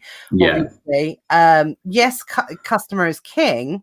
But then saying that, I don't know if customer is king, because I very recently had this thing with Amazon, and I did put it in the Secret Wealth Project group. And I think most people are kind of aware of it anyway, is that when it's a third-party seller, it's why you should always buy off of a third-party seller on Amazon. Obviously, you have this warranty issue. You say it's broken, Amazon refunds you, no questions asked whatsoever. But we bought an expensive iron off of Amazon during either lockdown or something like that. So well within its warranty period, well within that period of time. But we bought it off of Amazon direct. And when we contacted them, they said, no, you've got to contact the manufacturer. And obviously, if I'd have bought that off a third-party seller, they would have refunded me, no questions asked whatsoever. So actually, with 50% of people still purchasing from Amazon direct, and they were no help, they were not interested in helping us in any way, shape, or form. They even told me to put vinegar in it, which I would never do. I don't know. I honestly, I won't go there. But then I sort of think, do you know what? That's actually put me off of buying off of Amazon. But at the same time, I'm not going to buy off of a third-party seller and return it to them, because I wouldn't do that. I just think karma, from that point of view anyway. So it is amazing, given the way Amazon, their growth and how they are, and that no one can challenge them. No, I think there's a few platforms coming up. I've heard there's one called OnBuy. A few people have mentioned to me, a few of my suppliers. Yeah. I don't know if that'll ever become a rival. I think one of the good things about eBay, I think a lot of people are becoming very anti-Amazon, and a lot of people don't like Amazon, and they're going to eBay because it's the secondary platform. Yeah, absolutely. I think that there's going to be a little bit of a shift soon, but probably, I mean, it's not going to be like a crazy shift or anything like that. But I think others will come up as obviously Amazon expand into other areas, and you end up shopping on Mars or something like that. I don't know. They might take their eye off the ball. It does happen, obviously. Yeah. Let's ask. Have a look at a few. Sorry, I'm just gonna plug my laptop in. I've just realised it's not actually plugged in. Okay, that's fine. Let me One see. second. That's okay. Hayden says, I used to be in the eBay concierge service. It is brilliant as well. So that's just to let anyone know that. Jackie says, I'm seeing eBay through new eyes. Absolutely. You're back. Jackie's just saying she sees eBay through new eyes. Now, I think I've lost some of the questions. Kevin says, so you sell on your own website. Is it Shopify? It is. And the reason we chose Shopify was just because of the back-end integrations. It's the biggest and it's got the most integration. It's the only reason. Okay, so you can plug in all the different things to it. Is there any type of inventory software that you use? Is there any type of integration software that you use between the different platforms? We've got our own custom design one. I had a designer come in and do it. I just found none of the off-the-shelf ones work for us for the range of products we used to sell. Wow, yeah. I think that's a lot of the route that a lot of companies end up going down. If you didn't have a custom one, was there anyone that you could recommend people could use, just when starting out? Lin works, again, that's probably one of the more well-known ones, and it's got the most integration. I think what I'd go for is probably one of the biggest with the biggest integrations, because there's going to be nothing more frustrating than you choosing a software that works for you, and then you come to it down the line and then they say, oh, well, we're not big enough to support this particular integration. Okay, so LinWorks is the one that you would kind of recommend. I would go with LinWorks, yeah. Yeah, okay. Thanks for recommending that. Gold nugget, definitely. Just seeing what other... I don't know what Chris Carter's going on about. I think I'm going to leave that comment in particular. Lee says, any tips on how to deal with eBay? They banned me from selling and won't say why. I can't say without obviously knowing the full details. There will be some reason. Obviously, I don't know the full details. So if you want to send me a message later, I can have a look into it and offer my advice. There you Whether go. that'll do any good, I don't know. I'm sure it will. I'm sure it will, Matthew. Nick said, do you have any special type of software that keeps track of the same items being sold on Amazon and eBay, and if you were doing FBM from the warehouse? No, we allocate stock in physical numbers, i.e. if we have 100, we will allocate, say, 30 units to eBay and Shopify and 60 to Amazon. And that's part of the reason we use FBA, because it clears the inventory out of the warehouse. And then I have an employee who manages the inventory. So they look at the sales and they go, right, well, that's not selling on eBay, so we'll sell it on Amazon, or that isn't selling on Amazon, so we'll pull it back and move it to eBay. So software is great, but I've never, again, it comes down to, I've never found anything that's worked for us. No, and I could sleep easy at night and be 100% confident that the numbers are right. When you physically allocate the stock, you know that stock's correct because you've got 30 on that shelf, so it can't go wrong. Absolutely. So you've already said it, but you will literally have someone go through it and say, wow, right, we sent 60 into Amazon, we got 30 left on the shelf, let's get the rest of those bad boys into Amazon. Yeah, someone's full-time job is to look at pricing and inventory. Wow. How many, what's the size of your warehouse? I've got 2 warehouses and they're both 3,000 square foot, so about 6,000 in total. Okay, and obviously, but anything you sell on Amazon goes in FBA anyway as well. Yeah, and we've also got a third-party warehouse which we used mostly for storage of bulk items. Oh, okay. So, do you ever buy things? Do you buy things seasonally? Do you buy stock and hold it, or is I try not to because if you actually look at all the costs with the storage, it doesn't usually work out for me. I do, but I'll buy something if it's going to come into season. Something for winter in July would be a good example because I know it's going to come in season. But I would never buy paddling pools in December because I wouldn't sit on them until May, June time. Right. Okay. No, that's a really good point. Thank you for clarifying that. Let's have a quick look. Bal says, no, you don't take no for an answer with Amazon. I completely agree. And normally I wouldn't, but in this case, the whole vinegar comment just sent me off on oh my God, I can't bother to go down that route. But do you know what? Actually, I will just clarify with the iron situation for anyone that cares. I'm sure you don't. That it did actually start working again. So I wasn't actually that aggrieved too much because for some reason, I don't know, it just started working again anyway. I don't know why I felt the need to clarify that anyway. Right, let's just have a quick look. Listing on eBay. Do you use any type of software for that? Nope, don't use any software. Just do it off the. We don't do it mobile.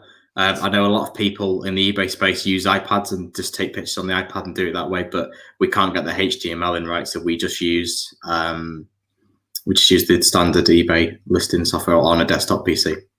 And do you take your own pictures of the products, or do you nick them off a website? Yeah, we always take our own pictures. That's one of our standouts. Is we like to take a picture of the actual product people receive. I think eBay struggles with people saying things are fake because there is a lot of fakes on there. So one of the ways we combat that is by taking pictures of our actual product so people can see this is what you're going to get. And do you think, and I take it you also emphasize that in what you were saying about your branding, this is the product, warts and all, you're going to get that. Do you find that you don't have as much issue if you're going to be selling that particular item? Are people as bothered about cosmetic damage if the product's new? Some customers are, yeah. Some customers can be as fussy as on Amazon. Yeah. So yeah, they do. You have to describe it. They can't. It's the same category. You know, if you're saying something's new on Amazon, it's got to be new on eBay. You can't go, oh well, it's open, so it's still new. It doesn't work like that. No, so there's the customer has to be kind of treated exactly the same.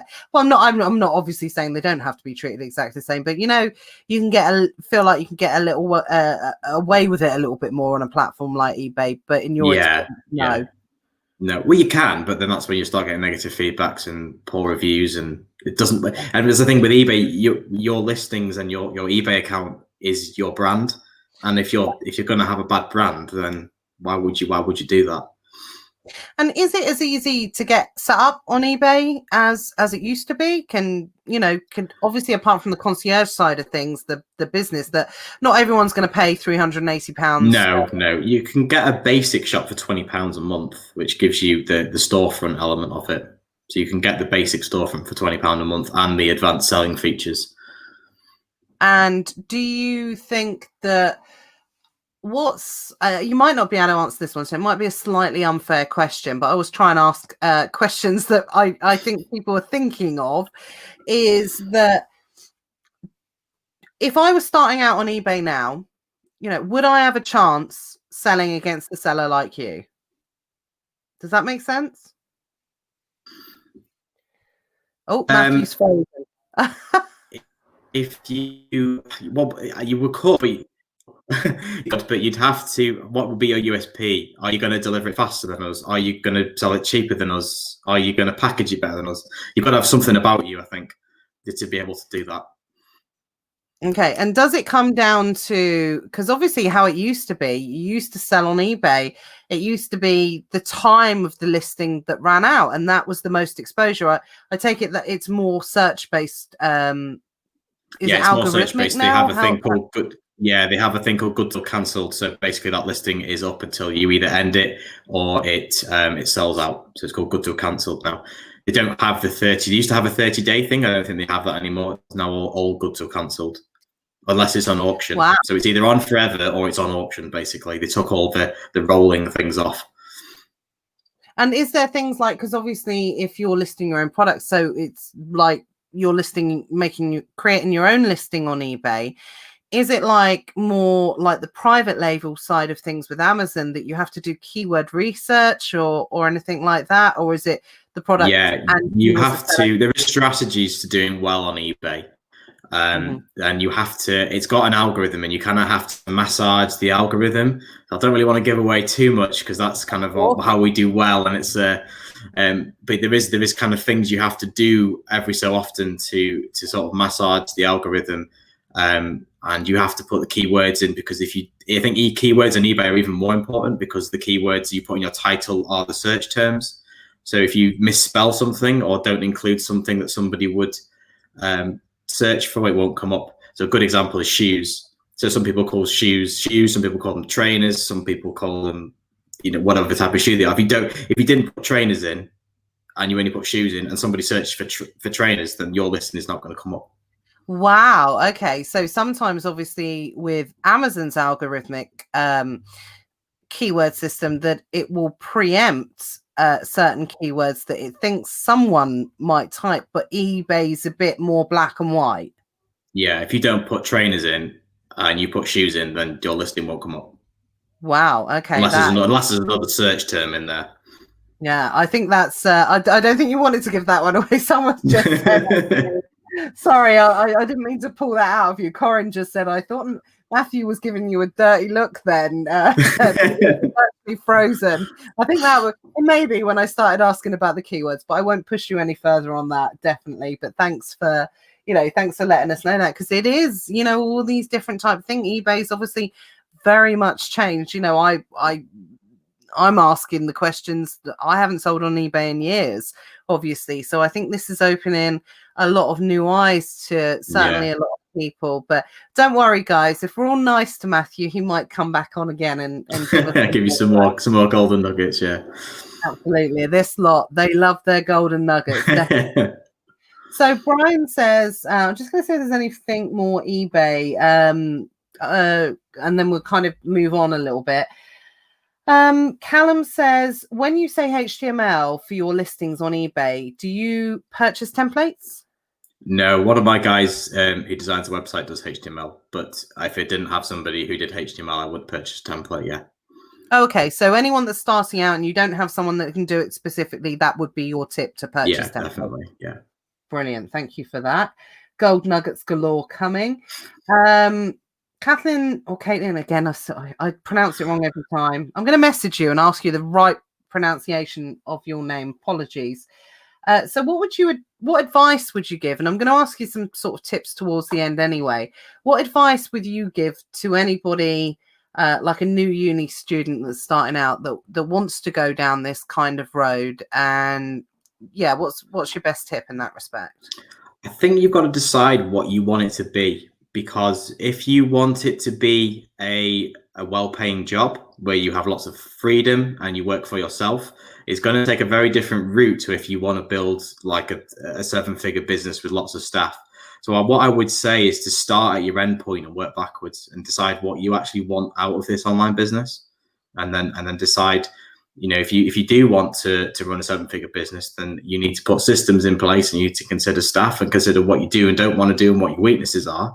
Whereas if you want to run it as a you know, where you value your time, you work for yourself, then you're gonna be able to say no to a lot more things, and you're gonna be very much more what I enjoy focused than what I need to do for my business focused. Absolutely. I think that's amazing. And, you know, so anything that you start now, you kind of reverse engineer, you work backwards from the point that you want it to go to. And I think that's such an important tip, and what a great tip to be able to give, because, and you know, this is no disrespect to anybody who's watching this or anyone that starts out in business, but I think sometimes, especially when people get into Amazon, they see it as a side hustle, which I completely get. I did when I first started selling on Amazon. I thought, okay, it's a bit of an income stream, but in reality, if you do look at it, it doesn't mean that you have to have the cash flow to do that. It just means that you are looking at it from, I suppose, a point that you know it can achieve, because there's proof of people like yourself who are already achieving it, and then working your way backwards from there. And it doesn't mean that you have to have the cash flow or the staff in place to be able to do it, but it's more about setting those procedures up as though you have got that, I suppose. Yeah, absolutely. Yeah. And it's going to dictate what you do and what you say no to and what you say yes to, is depending on where you want it to be. And there's no disrespect in somebody who wants to run their Amazon business as a well-paying job. I mean, there's many times I've thought on a bad day, I'm thinking, why don't I just do this myself? And just work for myself. And there's absolutely nothing wrong with that. But if you do want to go for the big business, then it's a completely different approach to if you do want to run it for yourself. Absolutely. Matt Webley says he likes your nuggets, definitely. Okay, so just going back to what we were talking about there, because obviously there must have been a point where, because I can't remember who it is. I think it's Chris in the group actually, who said, you know, he does a lot of MF and that type of thing, that that he doesn't think he's actually going to have a much bigger Q4 than last year. So hopefully he's watching. Hello, Chris. He doesn't think he's going to have a much bigger Q4 than last year, but because he's streamlined so many of his processes, he's going for slightly different type of products that have higher ROI. I suppose he's working smarter as opposed to working harder. Do you find that your business now has got to a certain level and it's not going to grow anymore, or are you always striving, you know, to push it beyond those levels? Because presumably for yourself, you've already got, is it 11 staff, including yourself? Yeah, 11 including myself. Yeah, 10 staff and me. Yeah. 11 including yourself. That, like, you know, running a prep center and easy prep and everything like that, the bigger you get, the more staff that you need to employ. And employing staff is not for everybody at the end of the day. You know, you have to deal with pay, you have to deal with all of these different elements. Is there a point where you think in your business, okay, no, this is the level I'm going to take it to, and then I'm going to look at a different income stream or whatever? Yeah, absolutely. I'm kind of at that level now. I'm kind of at the point where I want to exit the business. I don't want to sell it, but I personally want to withdraw my time and do something else. So my business currently is semi-automated, so it runs mostly without me. It's not fully automated yet. You're just going to make me all really jealous now. So it's kind of semi-automated, but I'm kind of at that point now where I want it to grow further. I want to keep, but I think it's now more about streamlining, especially this year. Last year was all about growth and it was about sales and growth. This year, I think the order for most sellers is to streamline, reduce costs, look at your overheads, because the economy is a bit iffy at the moment. So that's what we're doing. We're looking at streamlining and where can we save money? Where can we improve processes? Do we need to buy as much as we did? Is buying as much actually going to make us more money, or buying less make us more money? Yeah, absolutely. And I know Luke, who obviously regularly contributes on Never Mind the Buy Box, I know he's a big advocate of that. He figures out the way to do it, what works for him. And then once he's got that process in place, he absolutely tries to streamline it as much as possible to squeeze as much margin before taking it to another level of growth, if that makes sense. So I suppose that's a really sensible way to look at it, is before moving on, you try and rinse as much of it as possible out of that particular business. So you think maybe the next year you might not grow as much, but your profit margins would improve. Yeah, this year for us is about profit. We're not grow. Last year was about growth. This year is about profitability and having good cash reserves. We've got different objectives as we had last year. Last year, we were keen to take on as many new suppliers as we could, grow as much as we could. This year, we were really focusing on having good cash reserves, because we don't know what's going to happen. And especially with staff, you don't know if they're going to get ill, or if they're going to have to take time off work, or if we're going to have to close, quite frankly. Yeah, absolutely. Did you have to furlough anyone? Yeah, we did furlough a couple of people at the beginning, but it was only for a very short. It was about a month we furloughed them for. Yeah. And do you, obviously, we know you've got Amazon, we know you've got eBay, we know you've got Shopify.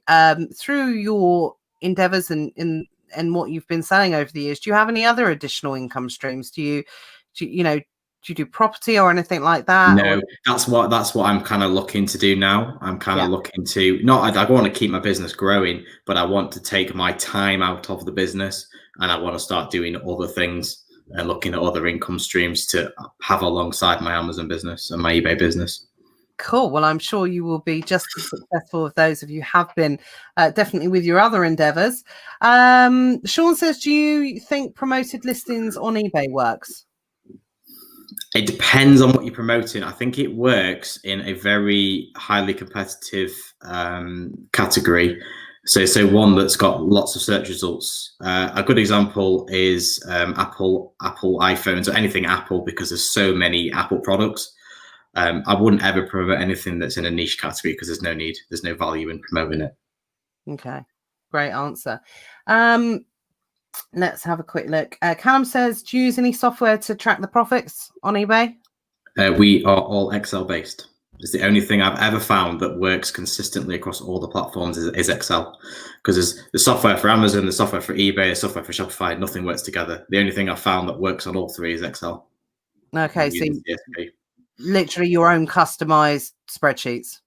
Yeah, customized spreadsheets. Yeah, absolutely. Brian says, can you talk around your hiring process? So where you advertise, how you train staff? This is a big question. Do people learn on the job, or do you have SOPs in place? Or, any particular challenges that you found there? Staff always bring challenges. Staff bring challenges, absolutely. Again, I have never worked, I think back to the beginning, I've never worked in a corporate business. So I don't do any of the recruitment side of it. I outsourced that to one of my staff who has worked in a number of positions with big teams. He used to work at Virgin Media, and he used to manage a call center with thousands of people. So he's very used to the hiring and firing process. So I don't do any of that personally. I sign it off. I know I say this person's fine or whatever, but I leave that to him. We advertise on local sites mostly. We do a lot of Facebook. We do a lot of local job adverts. We don't have recruitment agencies. We do our own recruitment. And the big thing we look for is that people fit in our organization. We don't look for skills, because most of the skills are trainable, but they've got to have the right fit and the right personality for our organization. And what is that? What is the right type of, person that would fit in your organization? So for me, it's a kind of play hard, work hard attitude. So they work hard, but they are, they like to have a bit of a laugh and a bit of a joke, and they like to go out on a Friday night. And we used to go out as a team, but we don't anymore, unfortunately. Yeah. But I don't like, one thing I can't stand is anyone who's looking to coast. So I want people who want to do well, and they want to grow, and they want to join a successful business. If you want to coast, then you're not got a place in my organization. Brilliant. Okay, well, that's good. That's good to know. And I take it you've had your fair share of coasters. Yeah, we've had a few, and they didn't last more than a couple of months. No, okay. And you're quite, I suppose, you make those decisions quite distinctively, and you just sort of like say they're not fitting in, let's just get rid of them. Yeah, pretty much. Yeah, we get rid of them in a couple of months. You can kind of tell if people want it. Some people just want a job and they want the money and they don't want anything else. Whereas we want people who want to grow and they want to do well and they're competitive and they're ambitious. Yeah, good to hear. Sean says 90 minutes in, we're still over 100 viewers on Facebook and YouTube. Yeah, it's brilliant. Everyone's loving it, I'm sure. Bigger than Mark Hawley. Well, Mark is coming on in a few weeks, so Sean, I think you've thrown down rival. Yeah, there we go. Do you know what, that could be the new thing. That could be the new thing. I could pit you all against each other and have a popular. No, I'm not going to do that. I'm not going to do that. But just to see who gets the highest view. I knew that this was obviously everyone was going to be really interesting. What I've certainly taken for this is how much people are quite interested in eBay and because obviously your biggest not profits obviously, but your biggest percentage does come from Amazon. But I think it surprised people how much what you've talked about eBay maybe opened a few people's eyes to that platform, because we are so Amazon focused. But certainly when I became involved with Secret Wealth Project, I am an Amazon seller. I don't sell on eBay whatsoever. I think, and this is what, without taking words out of Matt's mouth or anything like that, the idea was it was never purely to stay as an Amazon focused group. It was always to encourage different income streams and online marketing and all these different aspects. But obviously Amazon being Amazon and it being such an attractive prospect to be able to sell on, we've not really had someone come along and say, actually, there are alternatives and these are those alternatives. So thank you so much for kind of taking the time to make everyone aware of that. Yeah, absolutely. And I think the thing about eBay is when you invest in eBay, you build up your own fulfillment network, and that's limitless. The problem with Amazon is when you use FBA, it's a fantastic system. It can make lots of money, but it's only for Amazon, and you can never move off that. But when you've got your eBay fulfillment, so Amazon closes down because of COVID. Well, no problem. You just switch on to merchant fulfilled. You've built your eBay where you can do Shopify because you've already got the fulfillment network. You could do Facebook. You could sell on Facebook because you've already got the fulfillment network. When you've got that fulfillment network, you've got no limit to where you can sell. You can just jump to any different platform you want. Yeah, absolutely. Do you sell on Facebook Marketplace? We advertise on Facebook. We don't sell directly through it. We basically direct people from Facebook to our website. Okay, because I know that I think Sean asked that about traffic. So is it done via Facebook advertising? Yeah, most of our traffic is Facebook and Instagram at the moment. Yeah, and Google Shopping as well. Another big one is I think Google Shopping's taken off quite a lot as well. I think people tend to go Amazon, eBay, Google Shopping is the three go-tos. Yeah, I think so. I think because Google Shopping's free, isn't it? It is free, and there's also paid promotion. Yeah, so you can get all your products on there for free, but they won't rank very highly unless you pay them. Oh, of course, it's obviously. Always the way. Obviously. Pay to play, definitely. Sean says, do you sell at Fulfill Prime? We do, and we do quite successfully on our bulky items. So anything that's oversized tends to go sell at Fulfill Prime. See, that's what I'm hearing more and more. That's the reoccurring thing that I'm hearing, that when it comes to Seller Fulfill Prime, that it's for the big stuff. It's for the heavier stuff, and that's where it tends to be coming into its own. Andrew says it's been selling on eBay for 20 years and the opportunities are massive. Yeah, I think this has really opened a few people's eyes at the opportunities that eBay can potentially bring for their business. Gavin says, with Shopify, at what point did you start, or should you start with fulfillment centers? Or is that Shopify? Yeah, I think so. With Shopify? Let me try and put it up, actually. There you go. Let me put the question up. So that's it. There we go. Shopify, at what point did you start, or should you start with fulfillment centers? I think for Shopify, you need to get the traffic going first. I think realistically with Shopify, it's one of them long-term drudges that will pay off in the long term. We've been going about 6 months, and it's like I say, it's about 4 or 5% of our revenue. So you're probably going to be looking at, I would say, 6 months to a year before you're really going to get any good traffic and any good customer base, unless you happen to have this amazing product or you manage to get yourself on some really popular Kim Kardashian's Instagram or something. I think you're really going to need to be looking at about 6 months to a year of marketing, Facebook, consistent marketing before you're going to start seeing any real profitability and traffic. I know it was asked previously, and I did forget to ask you, do you do any type of private label? Do you do any type of your own products at all? No, I don't do any no products. It's something I would like to do. Again, that's probably another good growth opportunity for me to explore. If I take away from the retail side of it, would be something we could do. Absolutely, because you've got all the processes, all of the infrastructure, everything in place. It would just be something else you can just kind of slot into your business. Do you ever get with some of the wholesalers that you work with?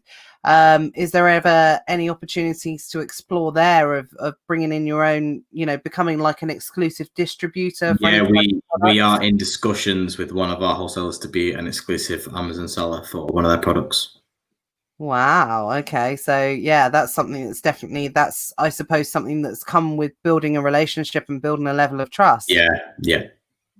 And do you find that they're quite open to those type of conversations once you get to a certain type of level? We got offered it. They said, "Do you want it?" So basically, one of our suppliers became the UK distributor for it, and then they said to us, "Oh, you sell Amazon. Why do you want to be our Amazon?" There we go, guys. There is no better kind of endorsement for that. And I think it's actually a lot of what Matt Webley was saying with his Secret Tribes thing as well, is that once you do get to a certain level within business, the opportunities come to you. You don't have to start chasing those opportunities, which is evidently what has happened there. I think I just add on that. I think I spend more time saying no than yes at the moment, to be honest. Brilliant. There we go. Opportunity to maybe work with Matthew and his no as well. Tahir's actually asked something that I was going to ask, funnily enough, which is, do you use influencers or will you use influencers? We will do, yes. We're trying to sort that with our website, yes. So I think that's a big way. It's a big thing at the moment, influencers. And I think we're trying to find some that are big enough, but not too big, because of the really big ones are charging mega money for posts. Yeah, absolutely. I think there's these agencies that you can go to now. So is that the approach that you've gone down, or are you approaching influencers? No, we're just approaching people direct. Some of them have said yes, and some of them have said no. No, absolutely. I think the world of influencers, that's not going anywhere, because you've got a whole generation that is growing up with influencers at the moment. And you know what? That's all my son wants to be, is a YouTuber/influencer, whatever. I don't think there's any chance of him going to, into a regular 9 to 5, definitely. I know we've already kind of covered this anyway. Kevin says you use paid ads to traffic to your site. And paid ads, I use all paid ads. I actually think that 5% revenue from Shopify in 6 months, I think that's pretty good, to be perfectly honest. I think we've put a lot of money into it. I'll be honest, we've put a lot of money into it, and we haven't actually seen a profit out of that yet, because the advertising at the moment is more than the expenditure. But it's like I say, we hope long term it will be something that will make us a lot of money and also be a real asset as well. Yeah, absolutely. Because that is the thing as well, is yes, you can sell eBay and Amazon accounts and things like that. You can, but it's not without its challenges.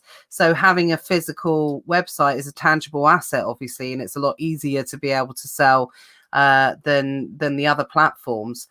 Harminder says, you use UK wholesalers only, or do you import anything?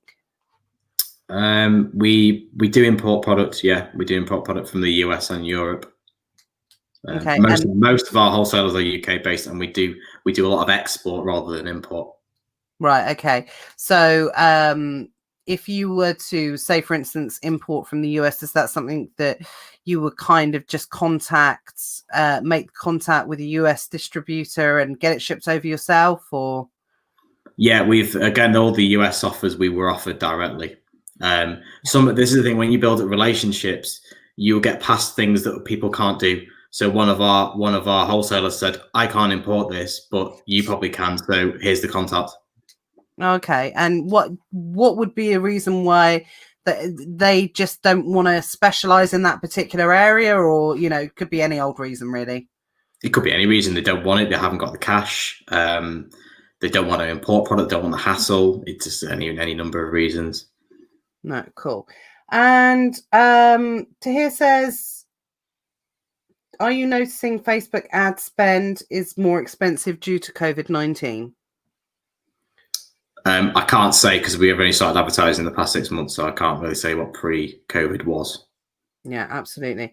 So Andrew said relationships are so important in this business. Absolutely. And I think sometimes what can happen, especially in Amazon as well, that can be forgotten. But when it comes to traditional business negotiations and building relationships and having opportunities coming your way, they're all driven by building relationship. And that's something that I think, especially if you just stick to the online arbitrage side of things, you just don't have an opportunity to build. So yeah, I think that's why I've stayed away from it, because even with RA, you go and meet people face to face, and you strike up conversations, and they say, oh well, this store's got this, or I know so and so, the area manager's in today, would you like to speak to him? And that's how you build up relationships.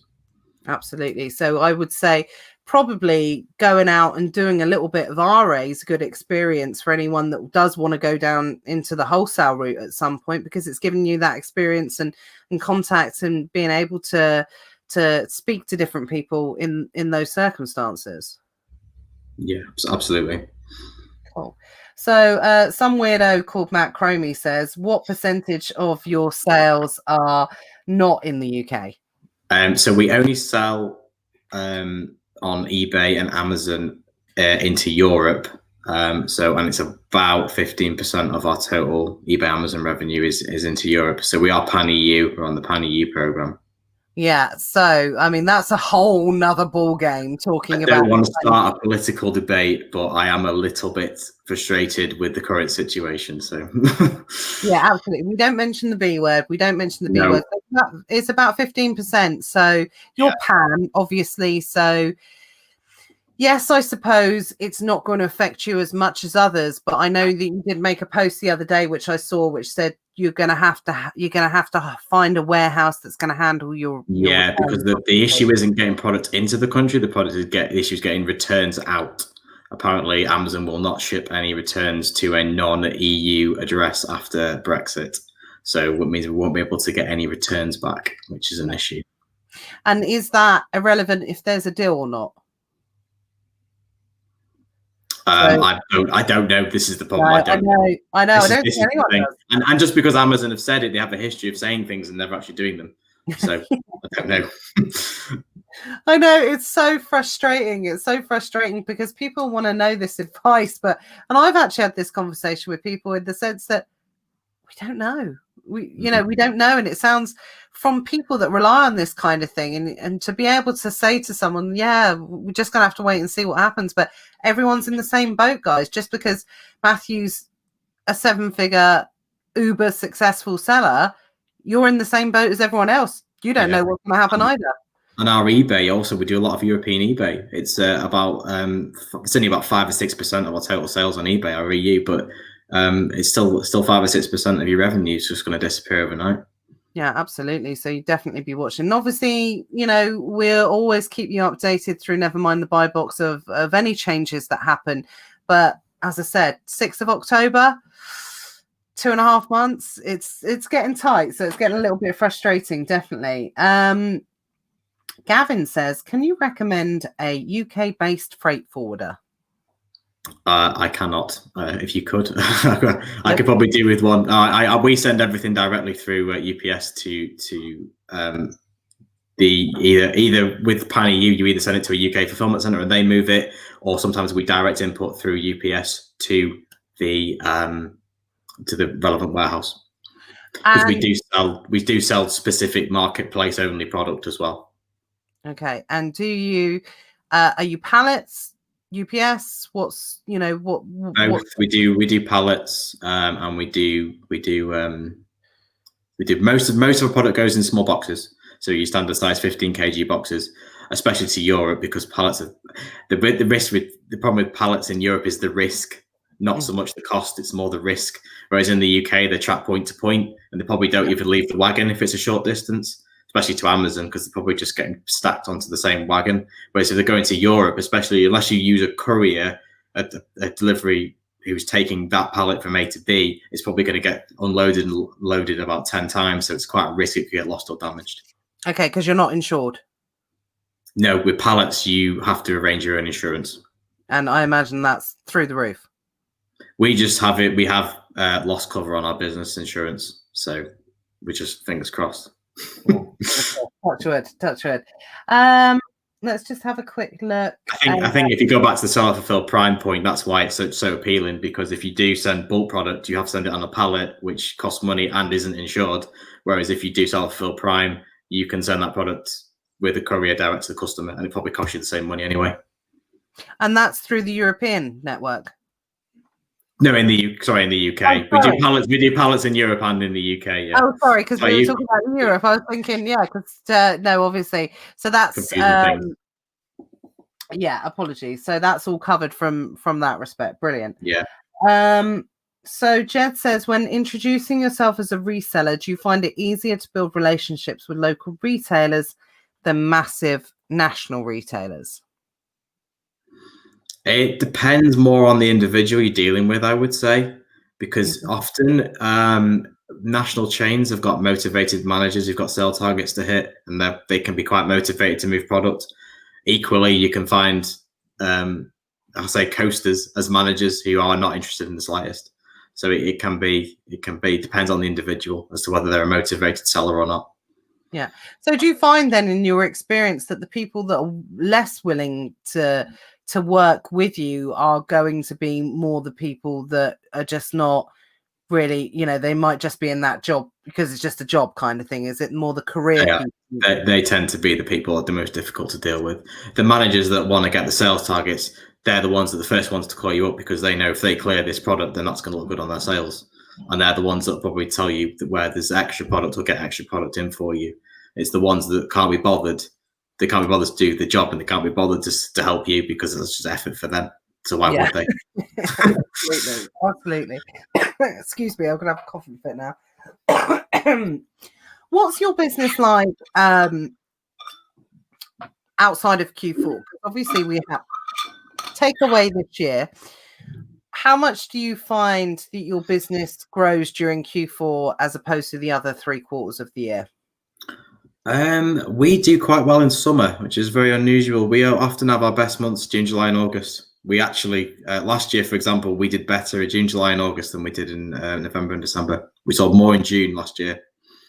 And was that the same this year with the COVID situation, or did it shift ever so slightly? No, we had a really good June, July, and August. So I'm expecting it. I would like it to go better, but I wouldn't expect it to necessarily increase more than June, July, and August.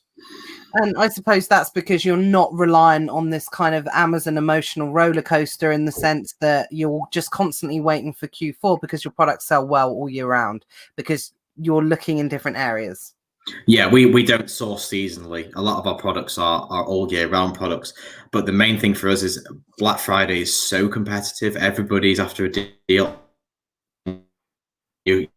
Amazon, but you're also competing against all the other retailers. You've got your Currys, your Smiths. If you're looking on toys or whatever, you've got all these different retailers, Argos, Smiths. They're all competing, and they're all trying to do the best price. So they're trying to draw the customer's attention away from Amazon. Whereas in June, July, there's very little competition, and people just tend to naturally buy off Amazon, is what we've found. Yeah, definitely worth looking at different areas, if that makes sense. And I think, because we were talking about this before we came on, obviously, I know a lot of people just this last week have been experiencing lower sales. And we are getting into the time now where people are they waiting for Black Friday? Are they waiting for these kind of, the next payday, or all of these different kind of areas? Because even as a big seller, you say you still experience these type of things yourself as well. Yeah, October tends to be quite a quiet month for us. November really picks up, and December but October tends to be one of our worst months. Oh, that's interesting. Really interesting. obviously we're getting up for the 2-hour mark, and I really don't want to take advantage of your time, Matthew. And I mean, I could talk to you all night, obviously, but if you could give us any of your, if I'm going to be cheeky, I'm going to ask you for a couple of things now. We've already kind of talked about tips for maybe someone starting out at university, so I won't sort of ask you any more about that. But I think what most people have been interested in is obviously the growth of your business. So if you could give us any type of growth, I was going to say growth trip tips. It's going to come out wrong. Yeah, it's going to come out wrong. What would be your best tip that you would say to anyone that's, you know, doing relatively well on Amazon, but they kind of want to take things to the next level? They want to explore different income streams. You know, anything you could offer in that respect? So if you really want to grow your Amazon business, or any business, it's got to be systemization is my key thing. You've got to have systems and processes in place, because if you have a robust system, then you can replicate that system many, many times and your growth is limitless. If you keep all the knowledge yourself and it's all done by word of mouth and you've got nothing written down, it becomes very difficult and very diluted, and it's very difficult to grow. That was one of the things I found is when I went from 3 to 7 staff, it was incredibly difficult to train the staff because we had no systems, we had no policy documents, we didn't have anything. And now we have all this in place. I could take on 10 staff tomorrow and I could just follow the set training document, and I could train them all up on Amazon, or I could train them all up on eBay or whatever, because we've got all these different tools and systems in place.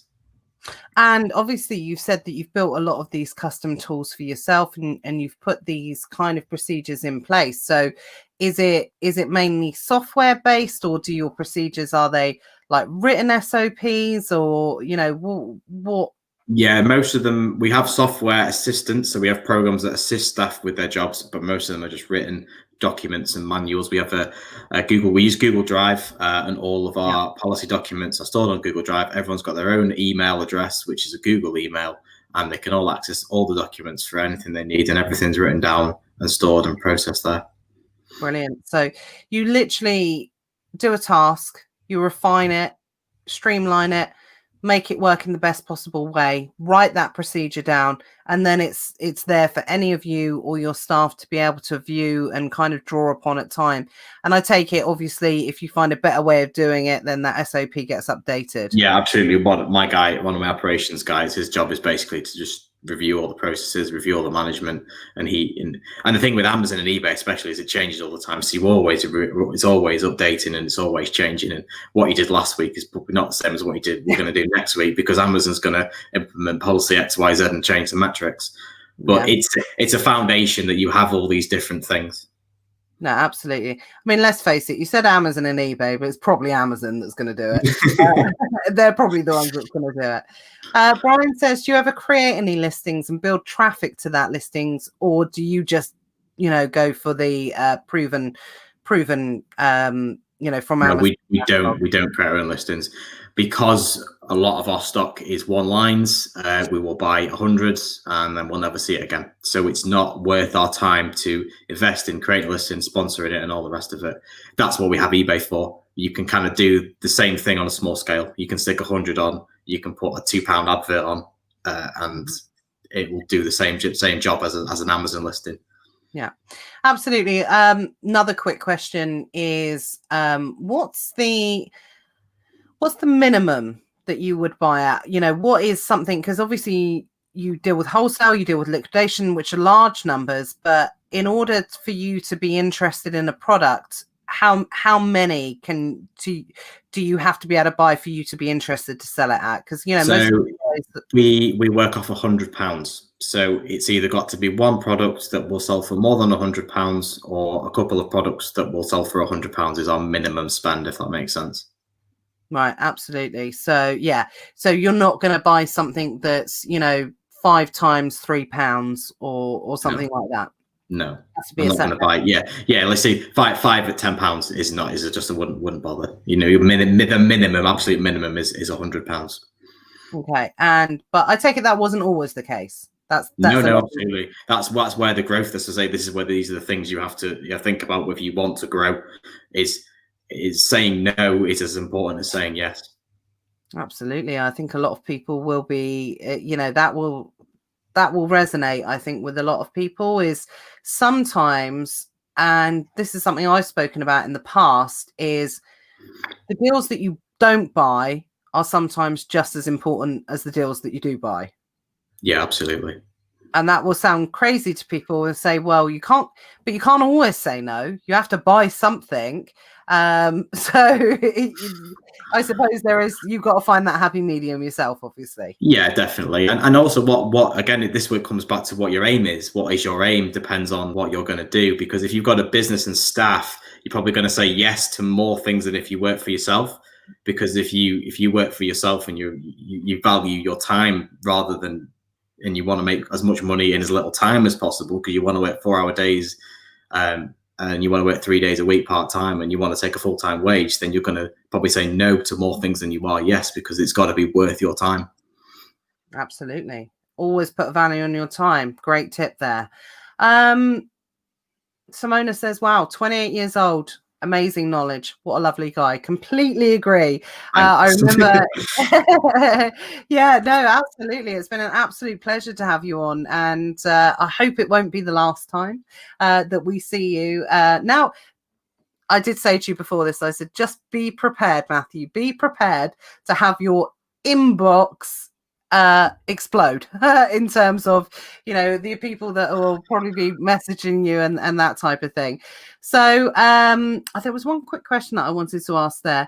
Yeah, I'm not in a rush, so if we want to fire away, absolutely. No, that's fine. Anita says, and I think this is a really great question, do you have any predictions for the future?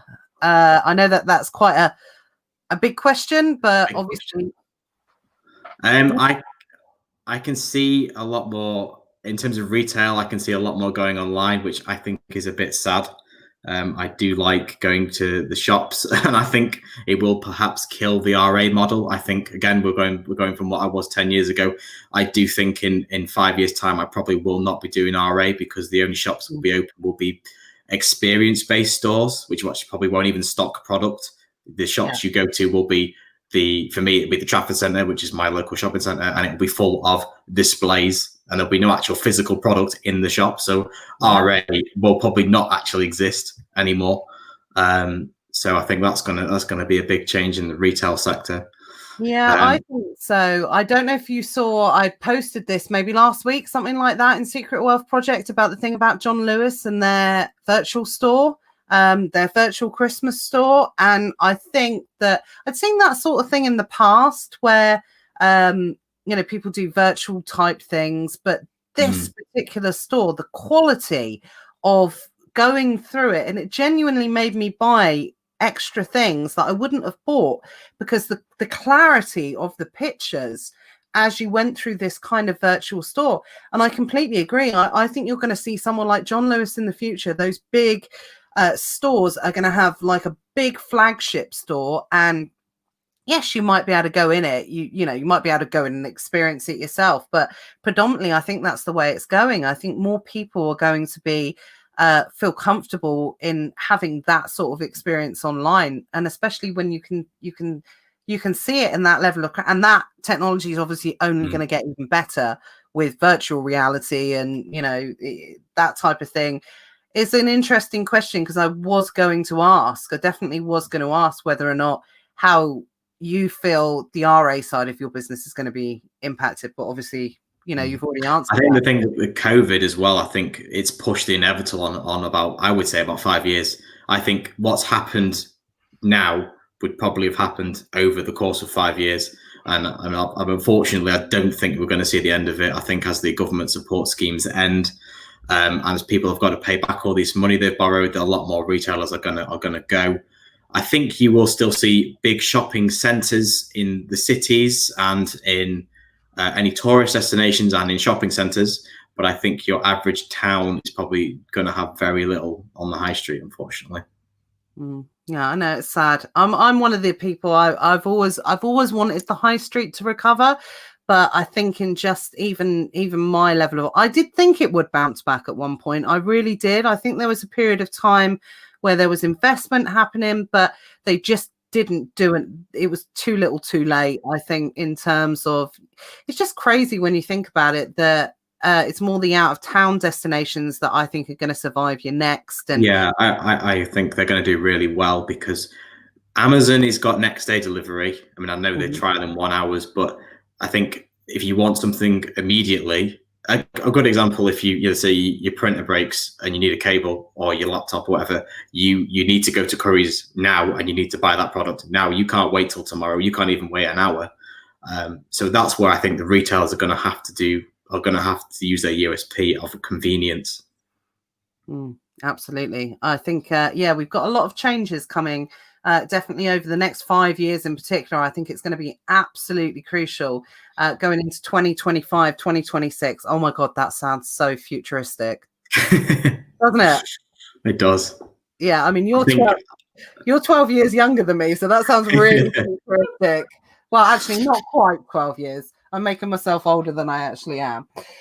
Claudia says she completely agrees with the forecast of just a display and experience shops with no stock available. So yeah, actually Sean says he can't wait for the Facebook shops to open. Is that something you think you'll be going into?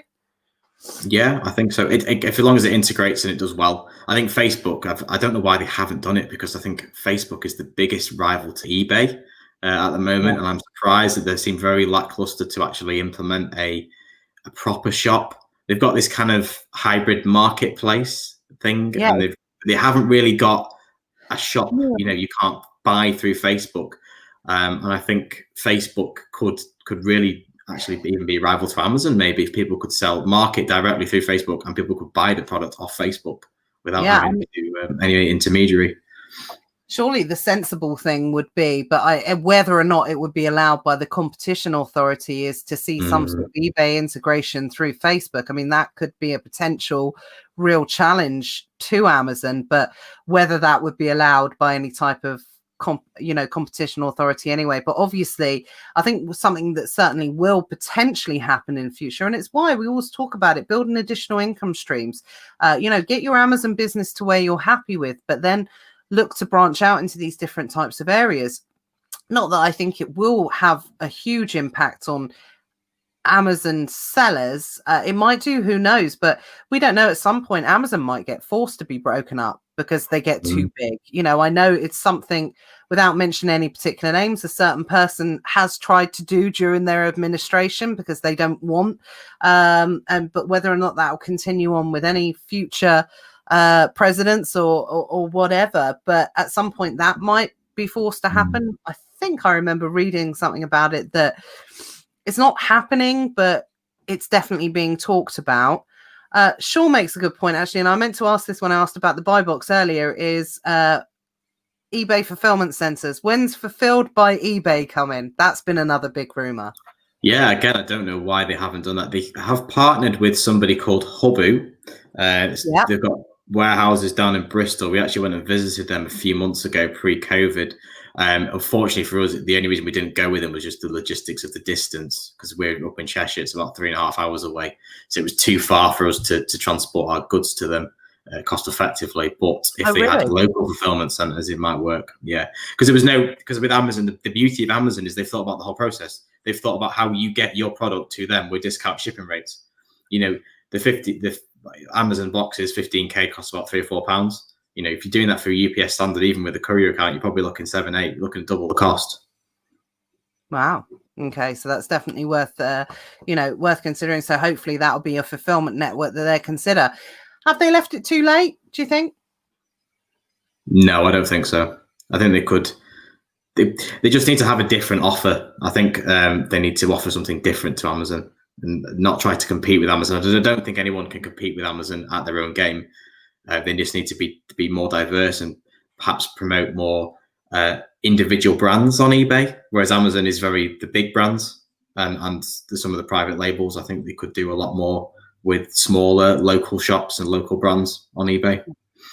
I know it's not an area that you specialize in anyway as well, but I do know this through other routes and some of the other sellers that I speak to, especially the ones that do the private label, that when it comes to, I know nothing honestly about selling on eBay at all, but is private label as big on eBay as it is on Amazon, or is Amazon? Yeah, I think it is big. Yeah, and if I was to start a private label, I'd start it on eBay. I wouldn't do it on Amazon because it's snap. controversial. But if I did it, I would do it on eBay because you could create an account with the brand name. You could, you could brand your listing page exactly as you like it. Nobody's going to jump on your listing, which is an issue.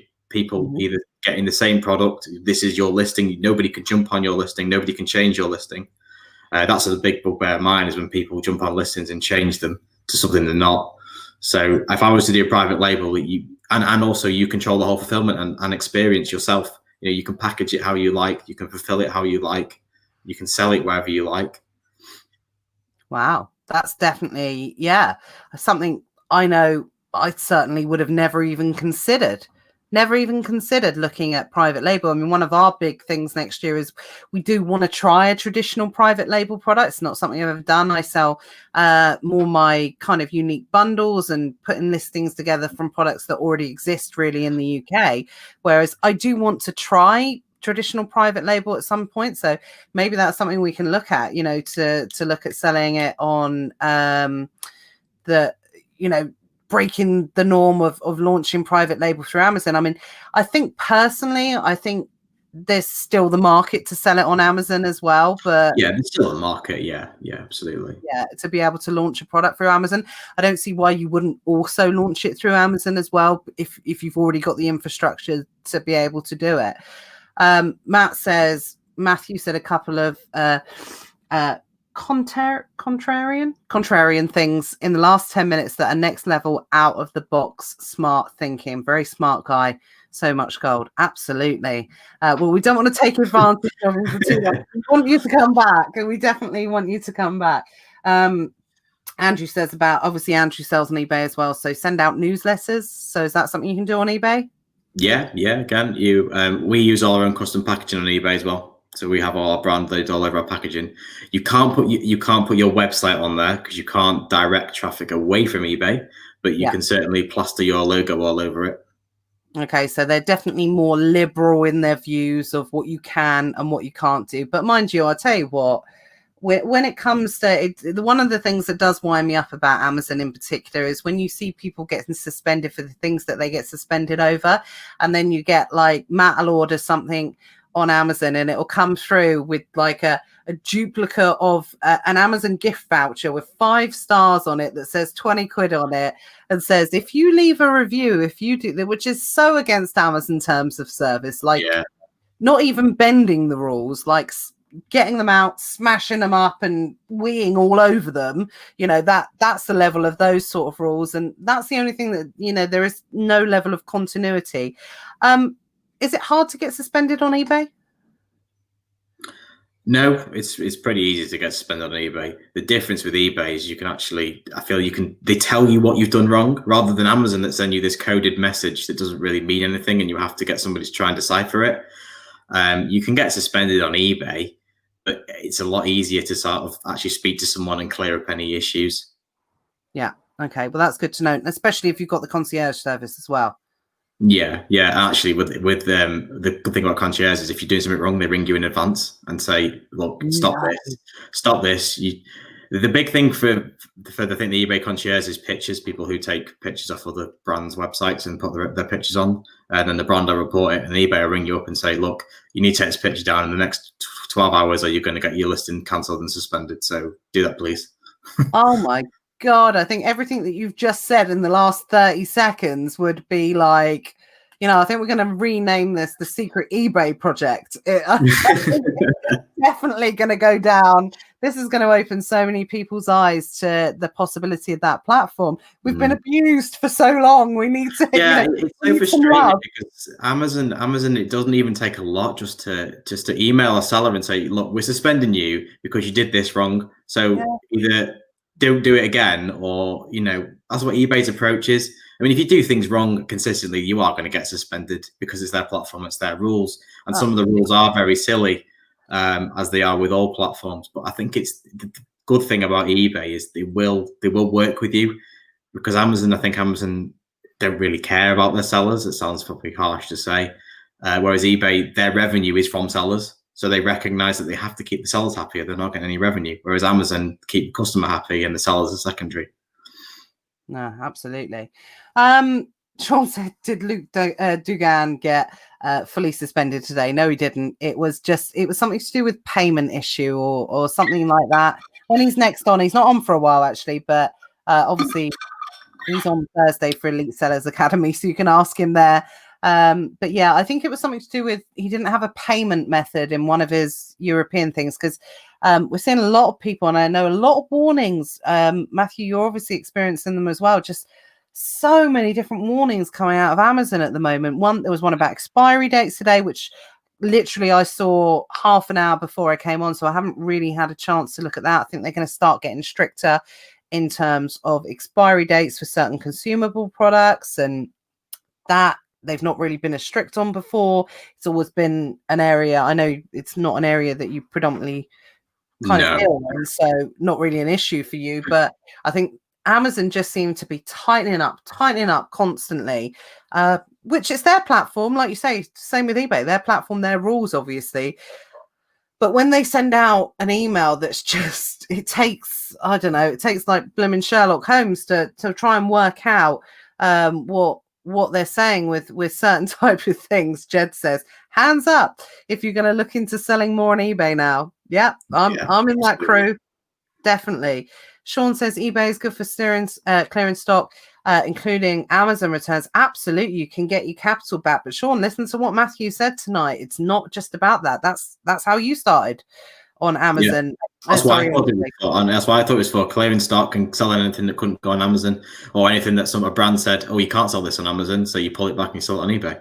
But then you realize that you can actually sell a good amount of products on there.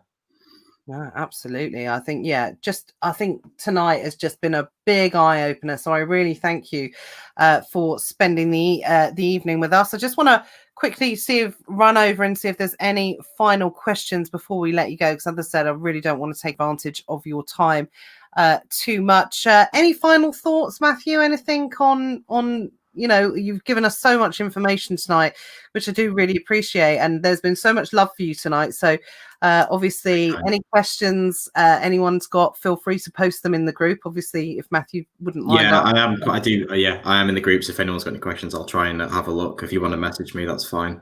Probably if everyone bombards me at once, it might take me a day or two to get through them. If you can, guys, try and post them in the group. But obviously, please be respectful of Matthew's time as well. Although you did tell us, Matthew, that your business is almost automated. So almost. No, the only thing I do is sourcing because I enjoy it too much to let it go. That's the problem.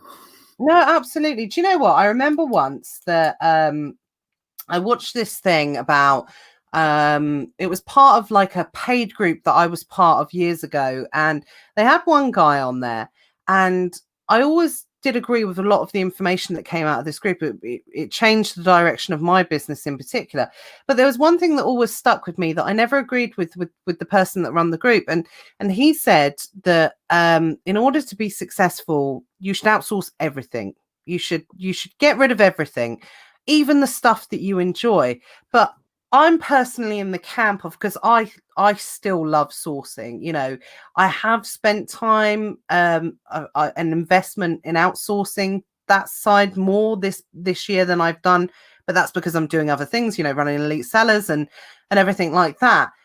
But it's one statement in business that I don't necessarily agree with, because surely you have to. We don't just do this, for whatever reason. We do it so we can enjoy what we're doing as well, so we can wake up and want to be able to work in the morning.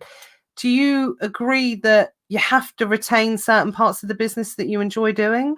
I think that comes back to what I said earlier, is you really need to decide what you want your business to be. And if you want it to be big, then you need to outsource anything you don't like or you're not good at. We actually don't outsource very much, because I've found that keeping things within is internal has been more successful for us. We have our own fulfillment, and we do all our own listings, and we have our own HTML, and we outsource very little, to be honest. We keep a lot of it internal. But I would say whatever you want to do, wherever you see your business growing, if you want to work in your business, then do what you enjoy. Like, I enjoy sourcing; it's my favorite thing, and I'm quite happily do it all day, every day. So I like to do that, so I won't let it go. Which is why I say it's semi-automated, because if I didn't do the sourcing, there'd actually be nothing for me to do. Yeah, absolutely. Well, that's good to know. I'm not going to read out everyone's comments, but I think you can see from the comments that everyone's really appreciated having you on tonight, and really I do thank you for your time. It's been so insightful and really eye-opening to have a different approach. I was just quickly trying to look who was on next week, because we have got a bit of a run of different types of sellers and different guests that have been that have kindly agreed to come on Never Mind the Buy Box over the next couple of weeks, including Mark Hawley in a couple of weeks as well, which is always a popular one for people to ask all the accountancy questions and everything like that as well. So thank you for your time tonight. I know I keep saying, no problem. I genuinely do agree, and just take some time to read the comments afterwards. You can go back and look, and everyone's saying thank you. So we're going to leave it there. 2 hours and 20. It's a bit of a long one, but hasn't that flown by? I mean, it's just gone by. Oh, absolutely. So quickly. Gone by so quickly. Did you enjoy it? It's brilliant. Yeah, happy to come on again. Oh, brilliant. Right, you free next? No. Yeah, no, I love talking about business. So it's great to actually be able to talk to people that actually enjoy listening to what I'm saying. Yeah, no, absolutely, and it's been so informative. So thank you so much for your time tonight. Thank you for everyone that stayed on and watched. We've retained a lot of people for a really long time, and we broke a record for Never Mind the Buy Box as well. I think we did peak out about 130 something at one point. So thank you everyone for your attention, and we will let you all go to bed. So thank you once again, Matthew. Good night, everyone. I'll let you say good night. Good night, all. Thank you for joining us. Take care, everyone. Bye. Bye.